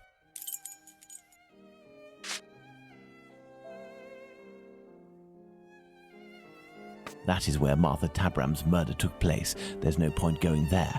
I already have all the information we need on that matter. You see, this murder took place in the area in which our killer lives, his safe zone. Nonetheless, there are two major differences between the murder of this Martha Tabram and that of Polly Nichols. Firstly, the blows inflicted are not the same. And the second difference? It follows on from a doctor's opinion. He claims two weapons might have been used, and if there is one group of people we absolutely must not trust in this business, it's doctors. Don't you agree, Watson? Watch it, Holmes. Tabram's murder took place in an area where the murderer, whose cowardice is clear, was able to make a quick getaway, that is to say, near his home.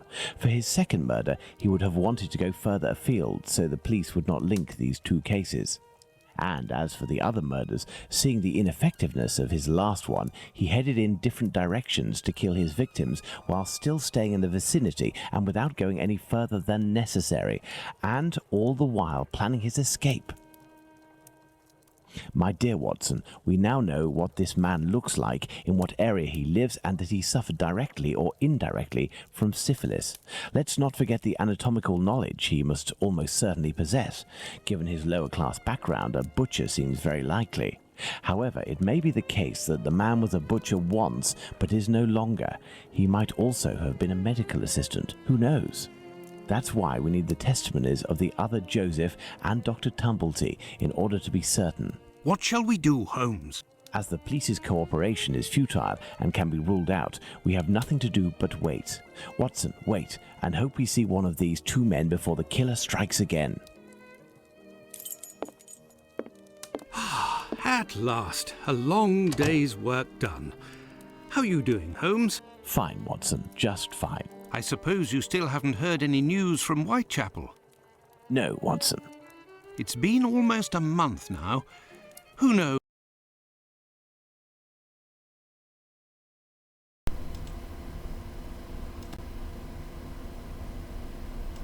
Oh. Not a chance, Watson. You haven't done anything about the story of a kidney that was sent in the post and reported by the papers. Why not? The killer left a message on one occasion with the intention of harming. The letter accompanying this package served no purpose other than to give value to its recipient and arouse disgust against its sender. The killer has never done anything for nothing. In order to authenticate... On it, yes. Watson, this is our chance. Sorry, I had to answer the phone. Foot. Let's hope that Tumblety will go to collect his trunk. As for you, my little friends, thank you for lifting this burden that has been on my shoulders for almost a month.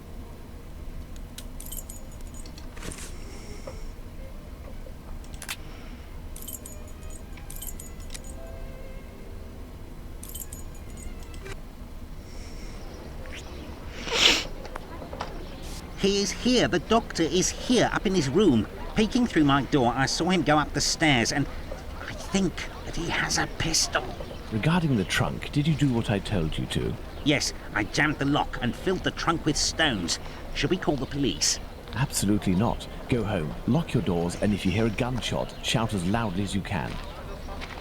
Watson, we must disarm this man at all costs before attempting to confront him. Come, have your pistol at the ready and stay alert.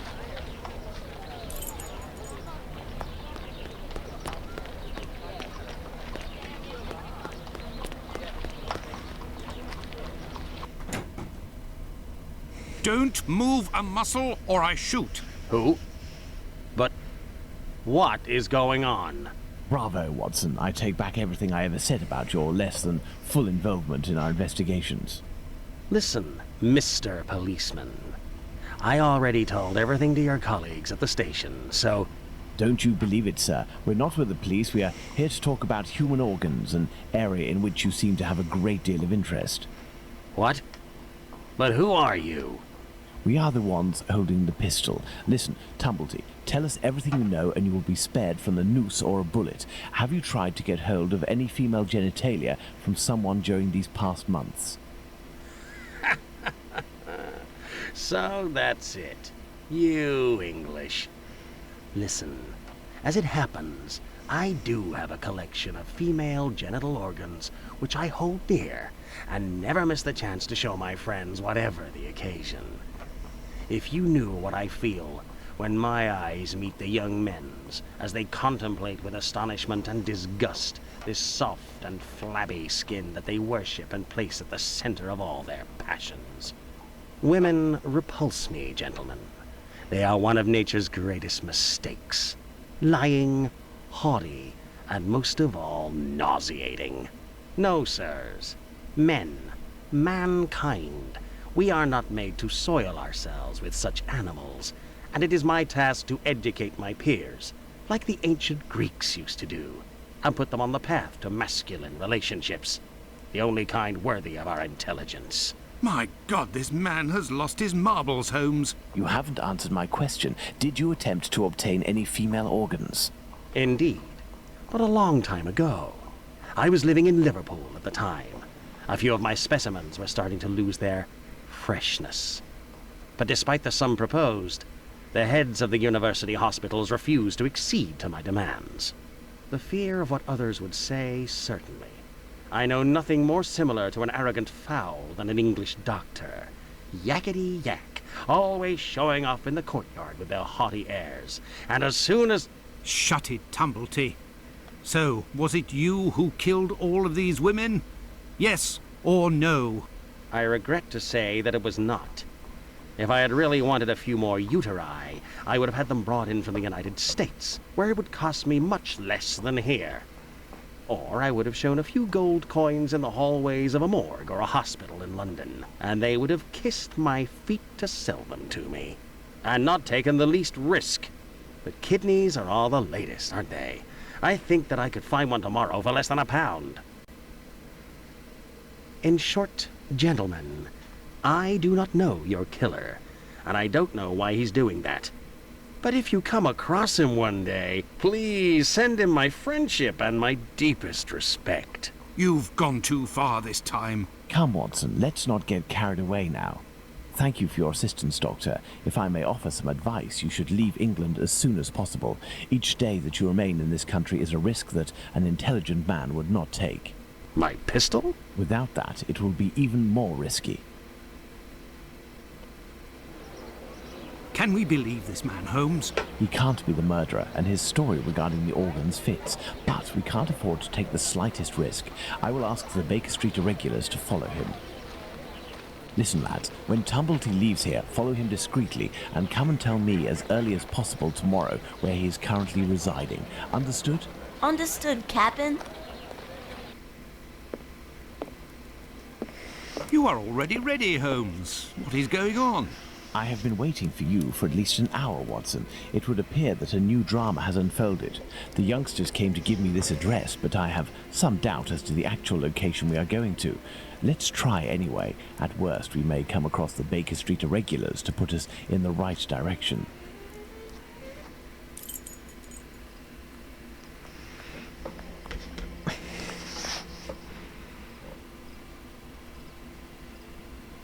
We are lost, Holmes. No, we're not, Watson. We are heading for the very street I'd hoped for, but as I wasn't sure it was this one, I've made a few big detours in order to find the right one. I'll know it when I see the name. Why, of course, Holmes. Why didn't I think of that? The great Sherlock Holmes can't...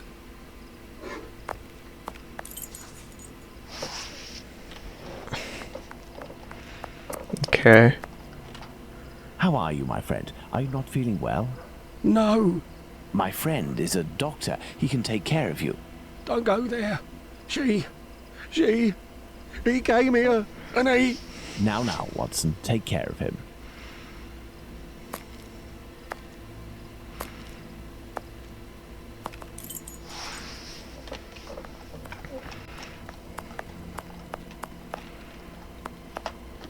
Okay.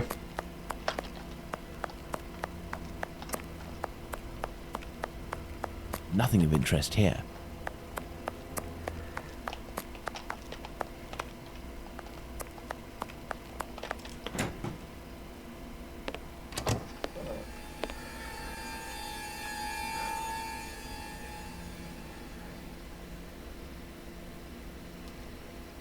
My God!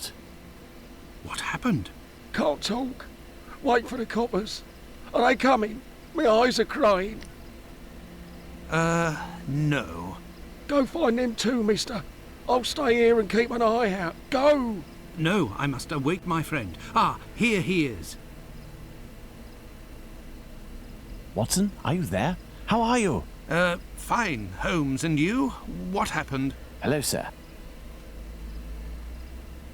Where are we, Watson? In Whitechapel, Holmes. This must be Dorset Street. You don't seem very well. Do you need something? Indeed, Watson. Some clay, a great big piece of clay. I would ask for some wine, too, but as you know, I taste nothing but melodrama. What is over there? A trip from which you will never return, Watson. Trust me, don't go there. A trip? Behind this door? In this room? It's not strictly a door, it's more of a portal, a threshold, and what lies behind it is not the mortal realm, Watson. It is a place beyond time and space, the gift of a frantic artist who made use of his talent in order to grant us access to his world, Watson. Beyond that threshold is an abyss. Hell. The police won't take long to arrive, and the last thing I want is to waste precious time on them. Could you lead me out of this area and take me home?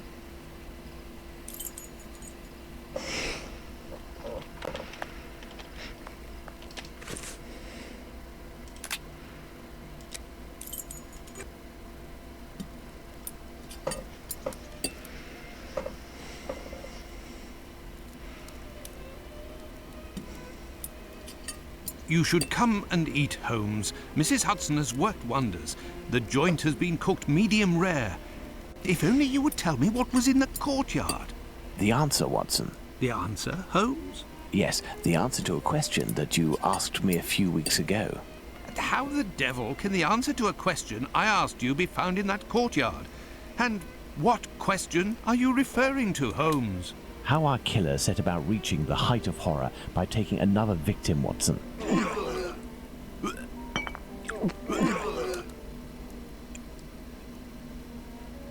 Did I not tell you that I wanted to avoid melodrama? Do you mean to say that... Yes, that's what was in that room. You helped towards the colour. All that's missing is the odour, but I shall let that pass. The mutilations almost all resulted in large removals of flesh.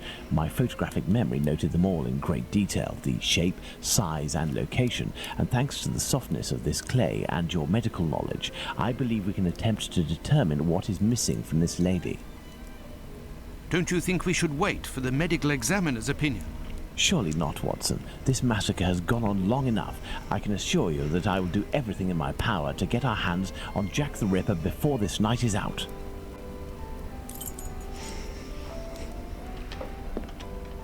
Watson, we shall reconstruct the body of this poor woman and inspect it in detail as well. Your help as a medical man will be invaluable. Holmes, I feel a bit unwell. Well, I understand. I will manage on my own. Her throat was slit just like the others. The wound is particularly deep.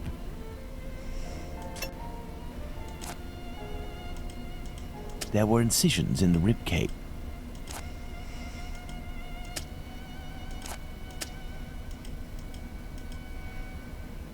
The liver was neatly removed.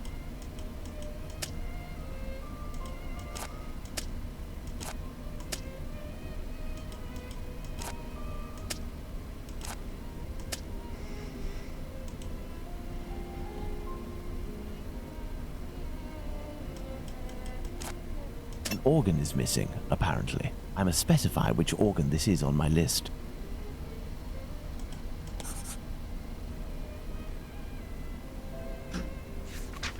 There we are, Watson. We have examined everything. The heart is the only thing missing. 2 uteri, a kidney, and now a heart. He had all the time he wanted in which to disfigure her, cut her up like a piece of meat, and yet took nothing but the heart. What do you think of that, Watson? Watson?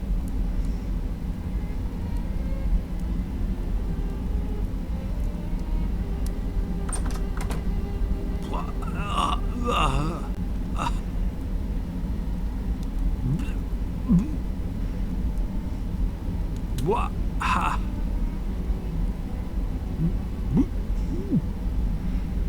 I dread to think how you'd react if you saw a corpse.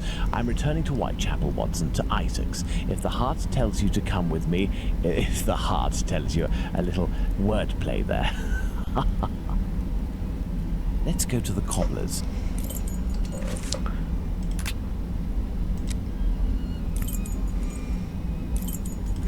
Let's go to the cobbler's. Beep, beep. Evening, Mr. Holmes. Good evening, Hardyman. Has Abraham Solomonovich still not reopened his shop? No, not that I know of. Have you heard anything about the latest murder? Certainly there is talk of nothing else. Poor girl. I hope they catch the bastard who did it. Who do you think that could be? A madman, that's for sure. Everyone in the area is pinning it on a Jew. But I don't believe that for a second. Why? Because Jews don't like blood, you see. They're not allowed to eat it, and they have to drain the meat before cooking it. It's true that they eat animals, but they are fanatical about all kinds of silly things.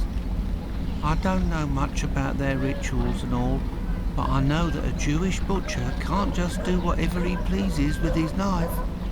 He has strict kosher rules to follow. You seem to be very well informed. Well, I buy my meat from them too. My clients don't care whether the meat comes from Jews or not. Cats eat it regardless. And let me tell you, I'd go as far as to say that I may even have more faith in a Jew, because even if they don't eat all the offals, a Jew inspects them to see if the animal was in good health. Lungs, for the most part, and as they make up most of my cat's meat, you can see the connection, right? Jews are allowed to eat offals? Yes. They eat calves' kidneys, I think. How big is that? A calf's kidney?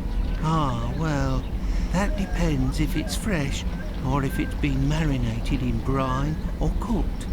When fresh, are they as big as a human kidney? They would be, yes. You know, Mr. Hardiman, it's lucky for both of us that the murder that took place in your mother's courtyard was only the Whitechapel killer's third. Had it been the first, I wouldn't be thanking you, as I'm doing now, for all of this important information. Goodbye and take care. If you say so. Right, farewell, Mr. Holmes. Let's go to the cobbler's.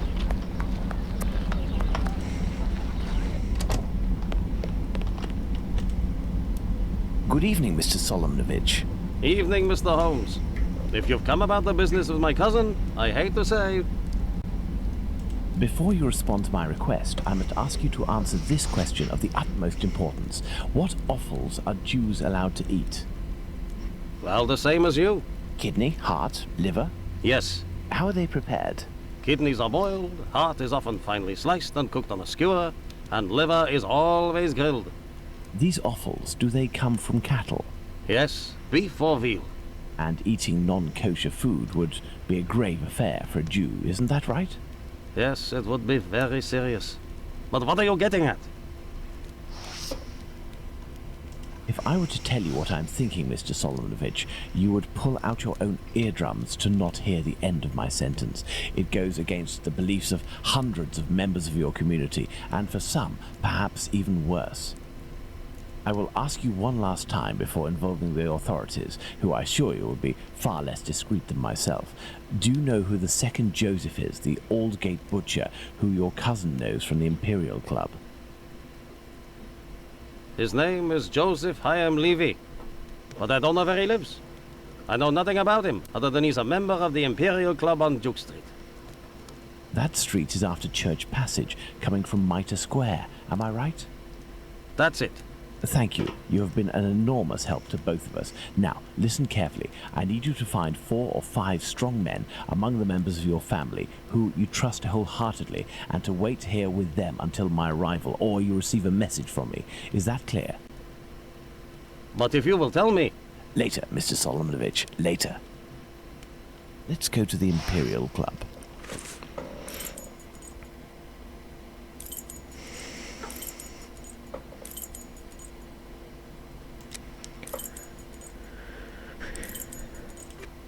There's the Imperial Club. Let's see if I can find Joseph Chaim Levy. Hello, sir. Hello. Can I help you, sir? Indeed. I have an urgent message for Mr. Joseph Levy, the Aldgate butcher. I regret, sir, but Mr. Levy is not at the club at present. You can wait for him if you wish. I thank you. Do you know where I can find him? His home address, perhaps? It is a very urgent matter. I am sorry, sir, but we do not give out information regarding the club members to people outside the group. I understand. I must find a way to enter the Imperial Club without having to go through the entrance hall. A note encouraging members of the Jewish community to remain prudent and vigilant after rumors about the Whitechapel murders.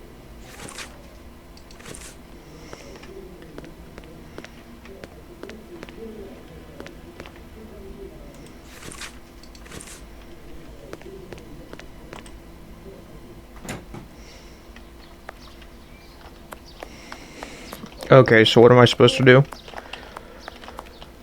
There is a cellar window behind this barrel, which is preventing me from passing. Coal. It's a service door and firmly locked. There must be a stockroom in the cellar beneath this room. If I can just get into the coal cellar, I shall be in the place.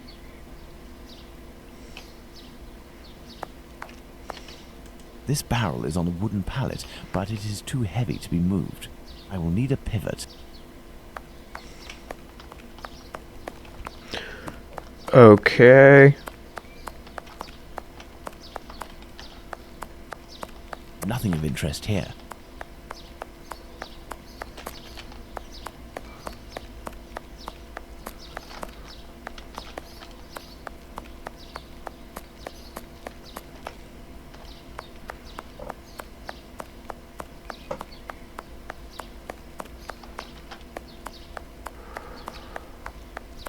Nothing of interest here.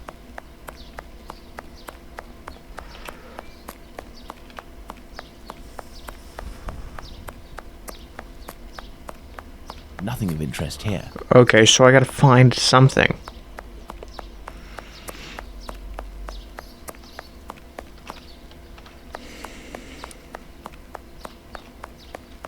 Nothing of interest here.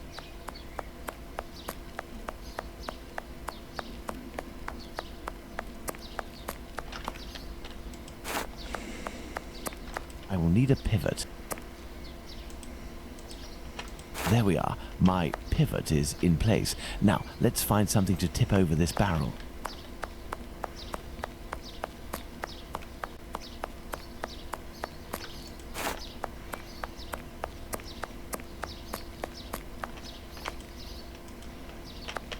I should be able to make it tip over.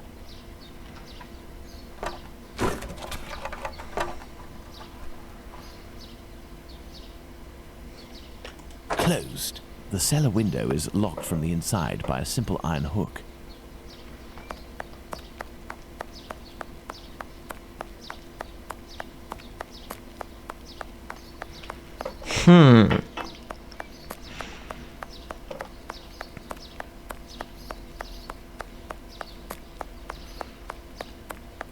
I have no reason to go that way.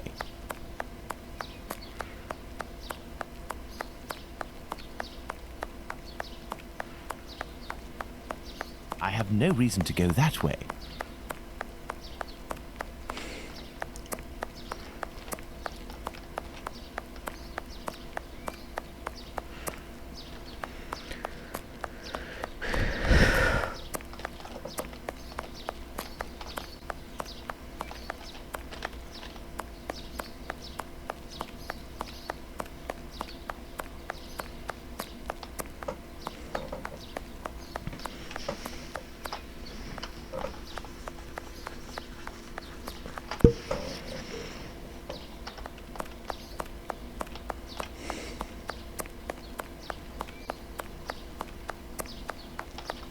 Closed.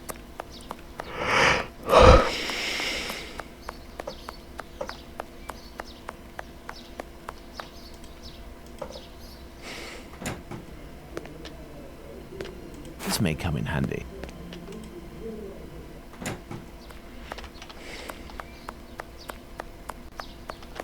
Let's go. Good. Let's try to find the exit that leads to the club.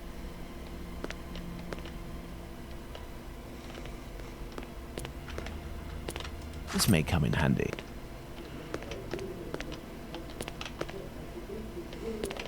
Closed. Closed.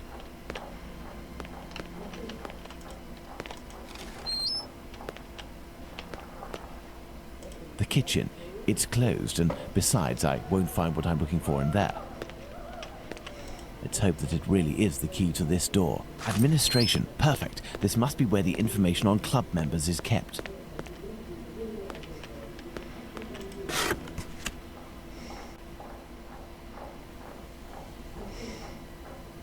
Some square metal tokens.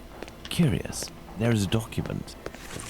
There must have been litigation between Joseph Hyam Levy and Jacob Levy. A page from an old Yiddish-English dictionary. Court's proceedings. Curious.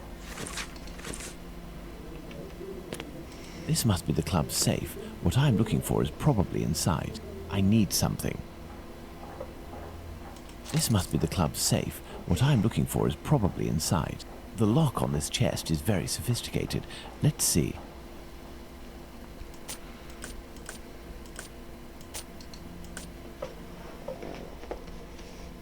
Okay.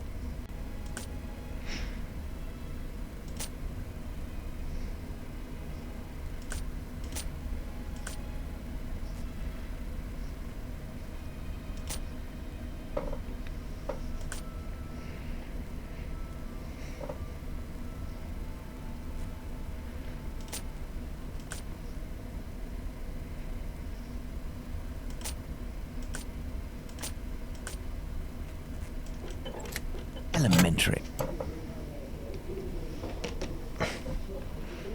I need something. These documents contain some words in Yiddish, which reads from right to left. Oh, this is even worse.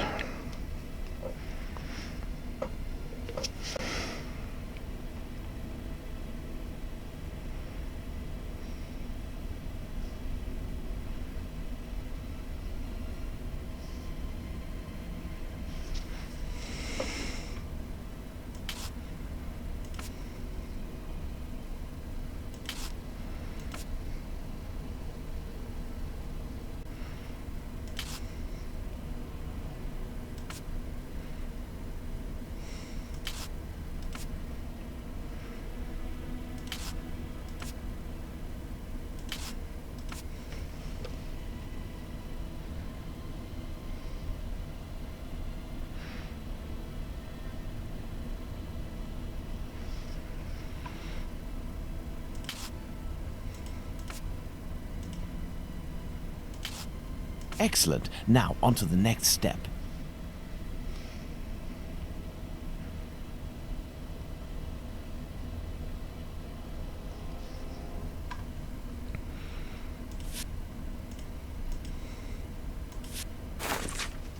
Here we are. I have the address of this Joseph Chaim Levy, 36 Middlesex Street. Now, let's try to get out of here without being seen.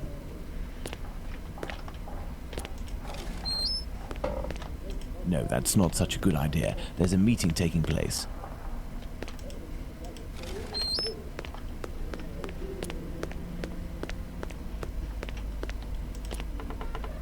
Blast! My exit has been sealed off. The barrel was replaced. I'll have to find another way.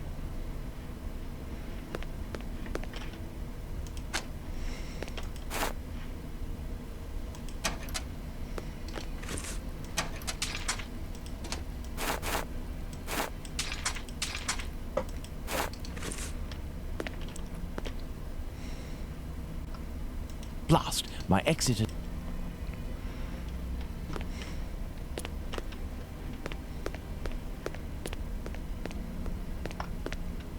can't get out through the window. It's blocked and appears to be reinforced. I'll have to find another way out.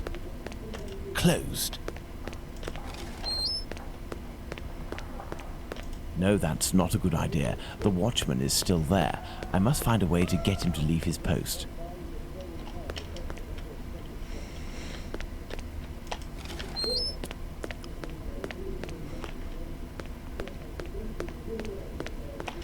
This may come in handy.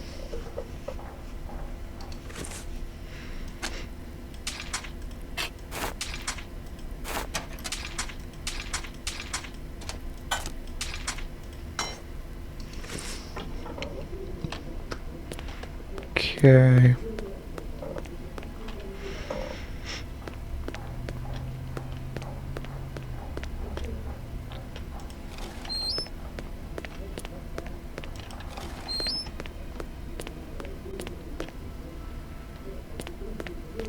Closed.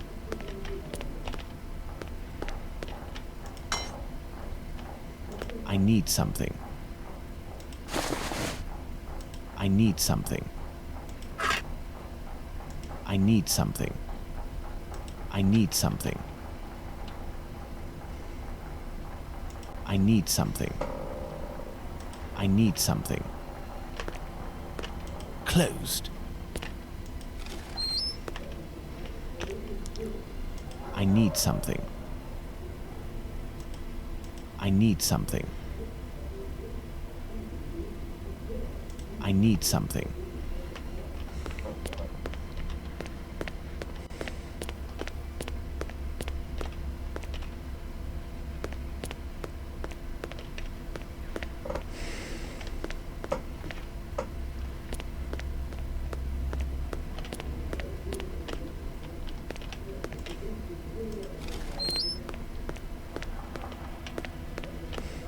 The kitchen. It's closed, and besides, I won't find what I'm looking for in there.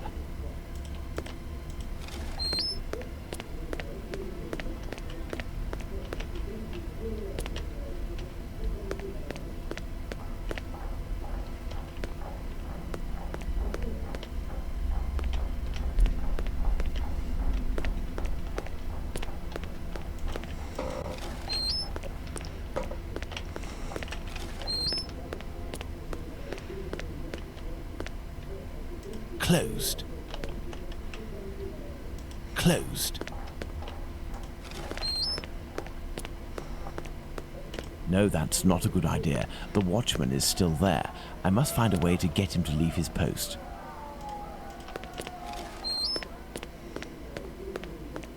I can't get out through the window. It's blocked and appears to be reinforced.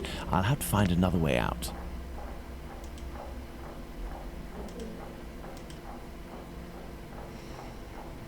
I need something.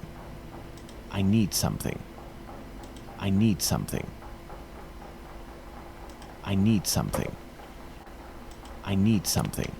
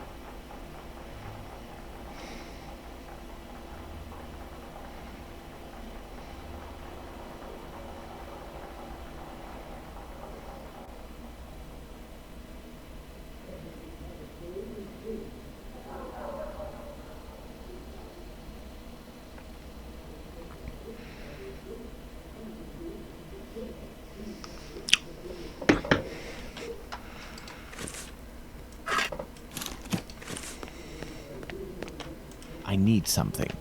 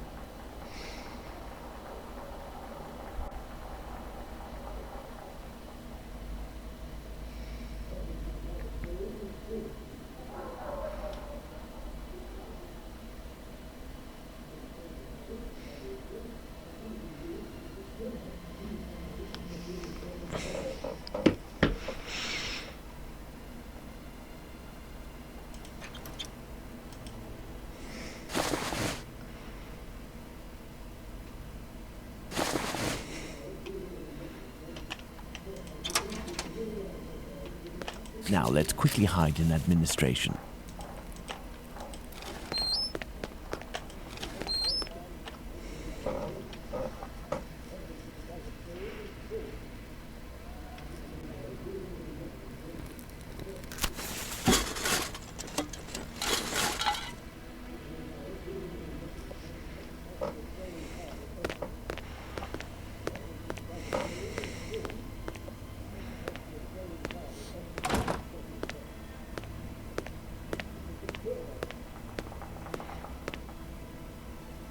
Let's visit Joseph Levy at 36 Middlesex Street.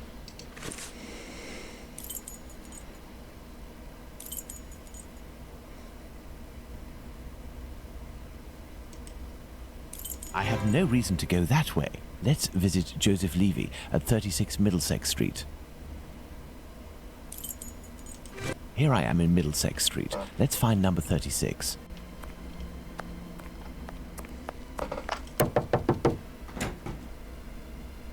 Hello, sir. What do you want? Hello, Ma'am. I would like to speak with Mr. Levy. Do you know if he's in? I am Mrs. Levy, his wife. He's not arrived yet. Do you know when he'll be in? Oh, no idea. You know, he works at the butcher's and helps at the slaughterhouse. It often happens that he doesn't come in until early morning and then leaves right away. Well, listen. As soon as your husband Joseph returns, tell him that... My husband isn't called Joseph. You aren't the wife of Joseph Hyam Levy? No, of course not. I'm the wife of Jacob Levy. Mr. Hyam Levy used to live here with his parents, but he moved. Mommy, who's the man that you are talking to? But this poor child has syphilis. He carries the mark on his face. Leave us, children. Go back inside with your brothers and sisters. Yes, Mother.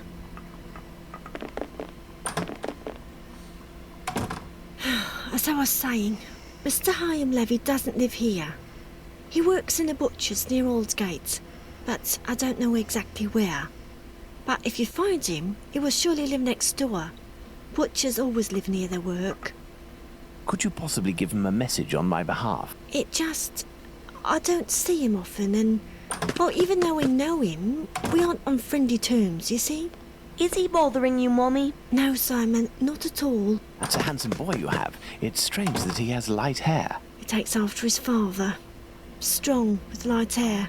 Wait, he sounds familiar to me. A man of about 50 years old, very big, at least 6 feet tall, and left-handed, correct? You are mistaken yet again. My husband is only 32 years old, no taller than 5'3", and he's right-handed.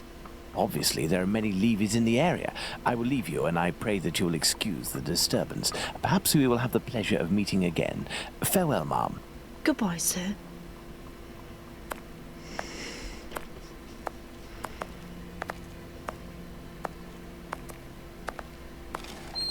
Daddy! I must return to Baker Street. Let's go to Baker Street.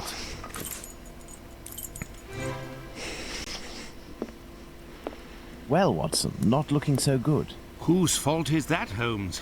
If you hadn't shown me your masterpiece in clay... Some actions have much larger repercussions than would be assumed at first glance. Listen, Watson, in a few minutes I will leave Baker Street in order to meet Jack the Ripper and put an end to his crimes. Beforehand, I want to go over all our discoveries to assure myself that everything is clear. Jack the Ripper? You know the identity of Jack the Ripper? Without a shadow of a doubt, Watson, and I assure you that we are in possession of all the elements required to determine who Jack the Ripper is. Would you like to do this work with me?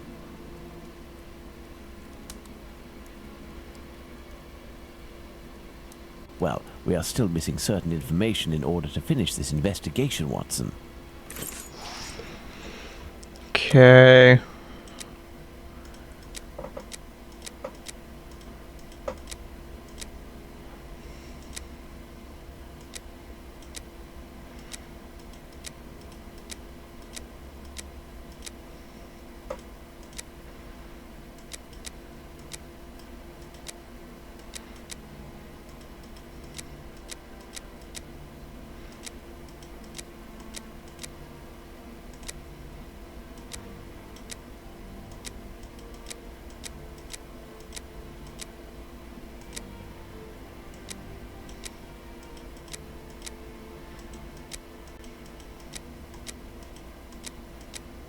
Perfect, Watson.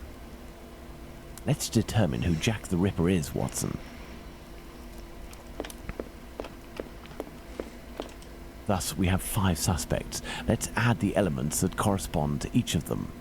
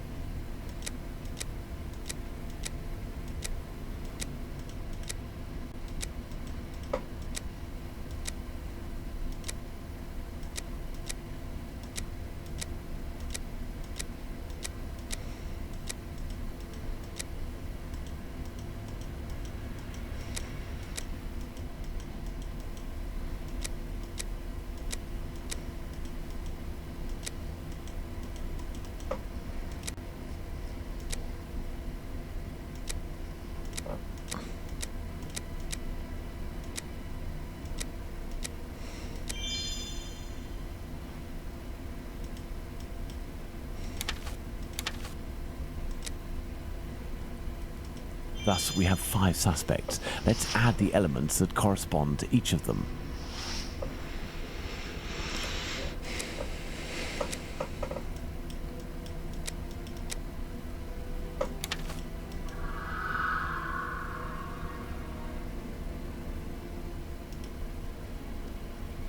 And there you go, Watson. Jacob Levy, Jack the Ripper. Fantastic, Holmes. And terrifying. But some aspects of this case are still unclear, at least for me. For example, Watson? Why does the man only kill prostitutes? The man kills prostitutes because he blames them for the misery of his life. He must have frequented them assiduously, and during these nocturnal visits, he contracted syphilis, which he passed on to his spouse, and via her, at least one of his children. He is an angry man in despair following a mistake that cannot be fixed. Why does he only kill such miserable prostitutes? He never had the means to afford prostitutes of higher standing than Nichols, Chapman and the others. At one point in his life he was forced to steal to make ends meet. This indiscretion cost him dearly. He was imprisoned and exiled from his community. He had frequented low-class prostitutes, thus it was they who infected him and they who must pay. But why did he remove the organs? To take vengeance on his own community, which rejected him and had more success than he. He is a man who bore the burden of a sinister reputation, that of a thief and a madman, because of his internment. So he took his vengeance in the most cowardly and horrific manner imaginable. He rubbed his knife on the uterus of a sick prostitute before using it. He passed Edow's kidney off as a veal kidney. Why did he disfigure the faces of the last 2 victims? Revenge yet again, Watson. This is what you did to my child. You will suffer the same fate. And the piece of apron and the message at Goulston Street? The only reason to have placed the piece of apron incriminating the message and attracting attention towards himself is that the people that Levy holds responsible for his arrest live in this building. The butcher's where he committed the theft is found in Galston Street, and the majority of the butchers who denounced him surely live close to their workplaces. But finally, Holmes, why didn't his wife or anyone else notice anything? His wife has many children and must be very busy. The man is a butcher, which must facilitate things when one is questioned by the police in the street and must justify the bloodstains on oneself. Furthermore, butchers often work during the night as the meat must be sold fresh each morning. His nocturnal absences were easily justifiable. Finally, he works in the butchers or slaughterhouses. Nothing could be more simple than slipping a kidney in here and using a knife soiled with human blood there. This story is frightful, Holmes. Indeed, Watson. Lies, infidelity, venereal disease, murder, mutilation, and finally cannibalism. A complete anthology of what humans at their most vile are capable. Let's go at once to Whitechapel and put this madman where he can do no more harm, Holmes. Let's, Watson.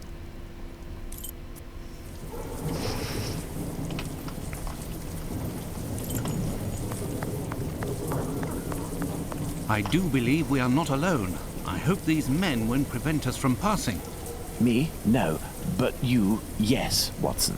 Your journey ends here tonight. Pardon? You are sometimes a little hot-headed. And moreover, Mr. Solomonovich has a few things to tell you. I won't be long. You can come in, Mr. Holmes. He's waiting for you inside. Everything was organized according to your instructions. I don't know how to thank you. Later. Dr. Watson is awaiting an explanation from you.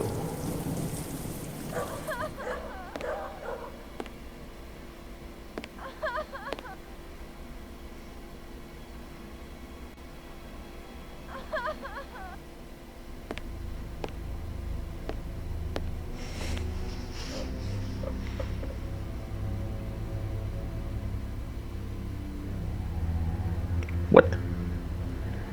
So you're telling me that the ending, the sound's not working?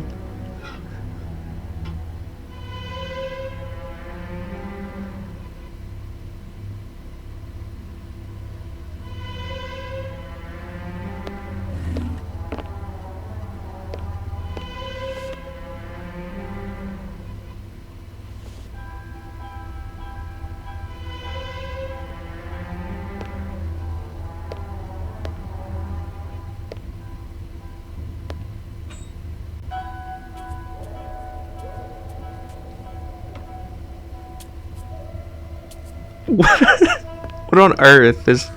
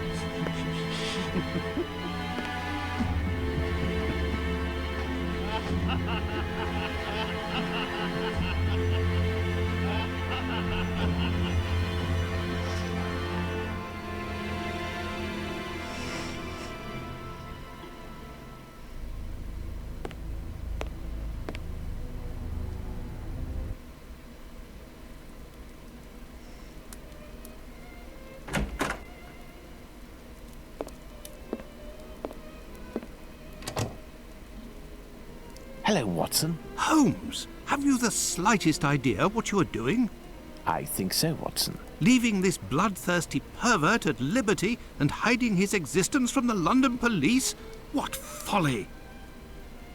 Certainly, the police will never find their man, but with so many men deployed, this affair will indirectly have a benevolent effect on the crime in the vicinity. But Holmes, wait! Justice hasn't been served, and we are accomplices to the fact. Justice?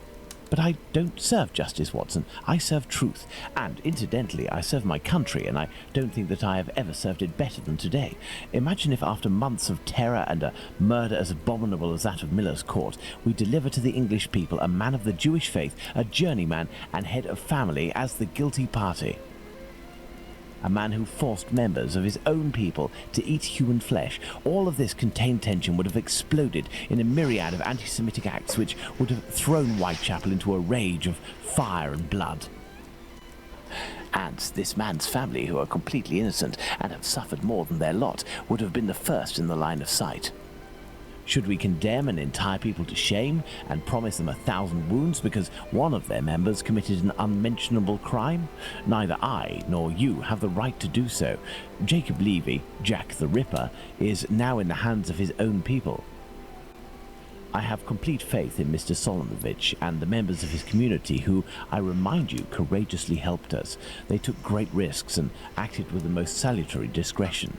And, oh yes, it is understood that you cannot chronicle this investigation. It would be best to invent a story that takes us far from London during the somber period, in pursuit of, let's see, something challenging. A ghostly dog that glows in the night. Don't be ridiculous, Holmes. But what will happen now? The police will endure a serious setback and a real loss of credibility. And this man? Well, a few months after the murders have ceased, the police commission, finding themselves at an impasse, will come up with a story to tell, and everyone will vow that they know the secret identity of the killer without having the right to reveal it.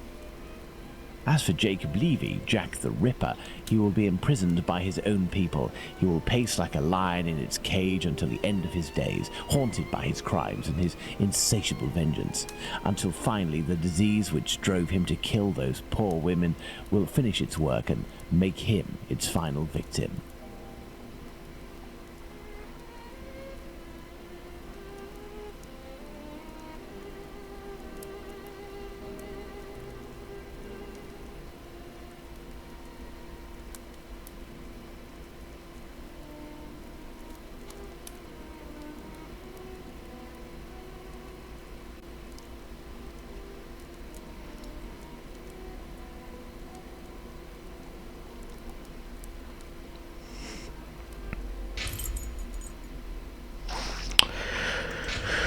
Oh, so guys, that's the end. If you did enjoy and you want to see more games, make sure to like and subscribe if you already, and I'll see you all in the next video.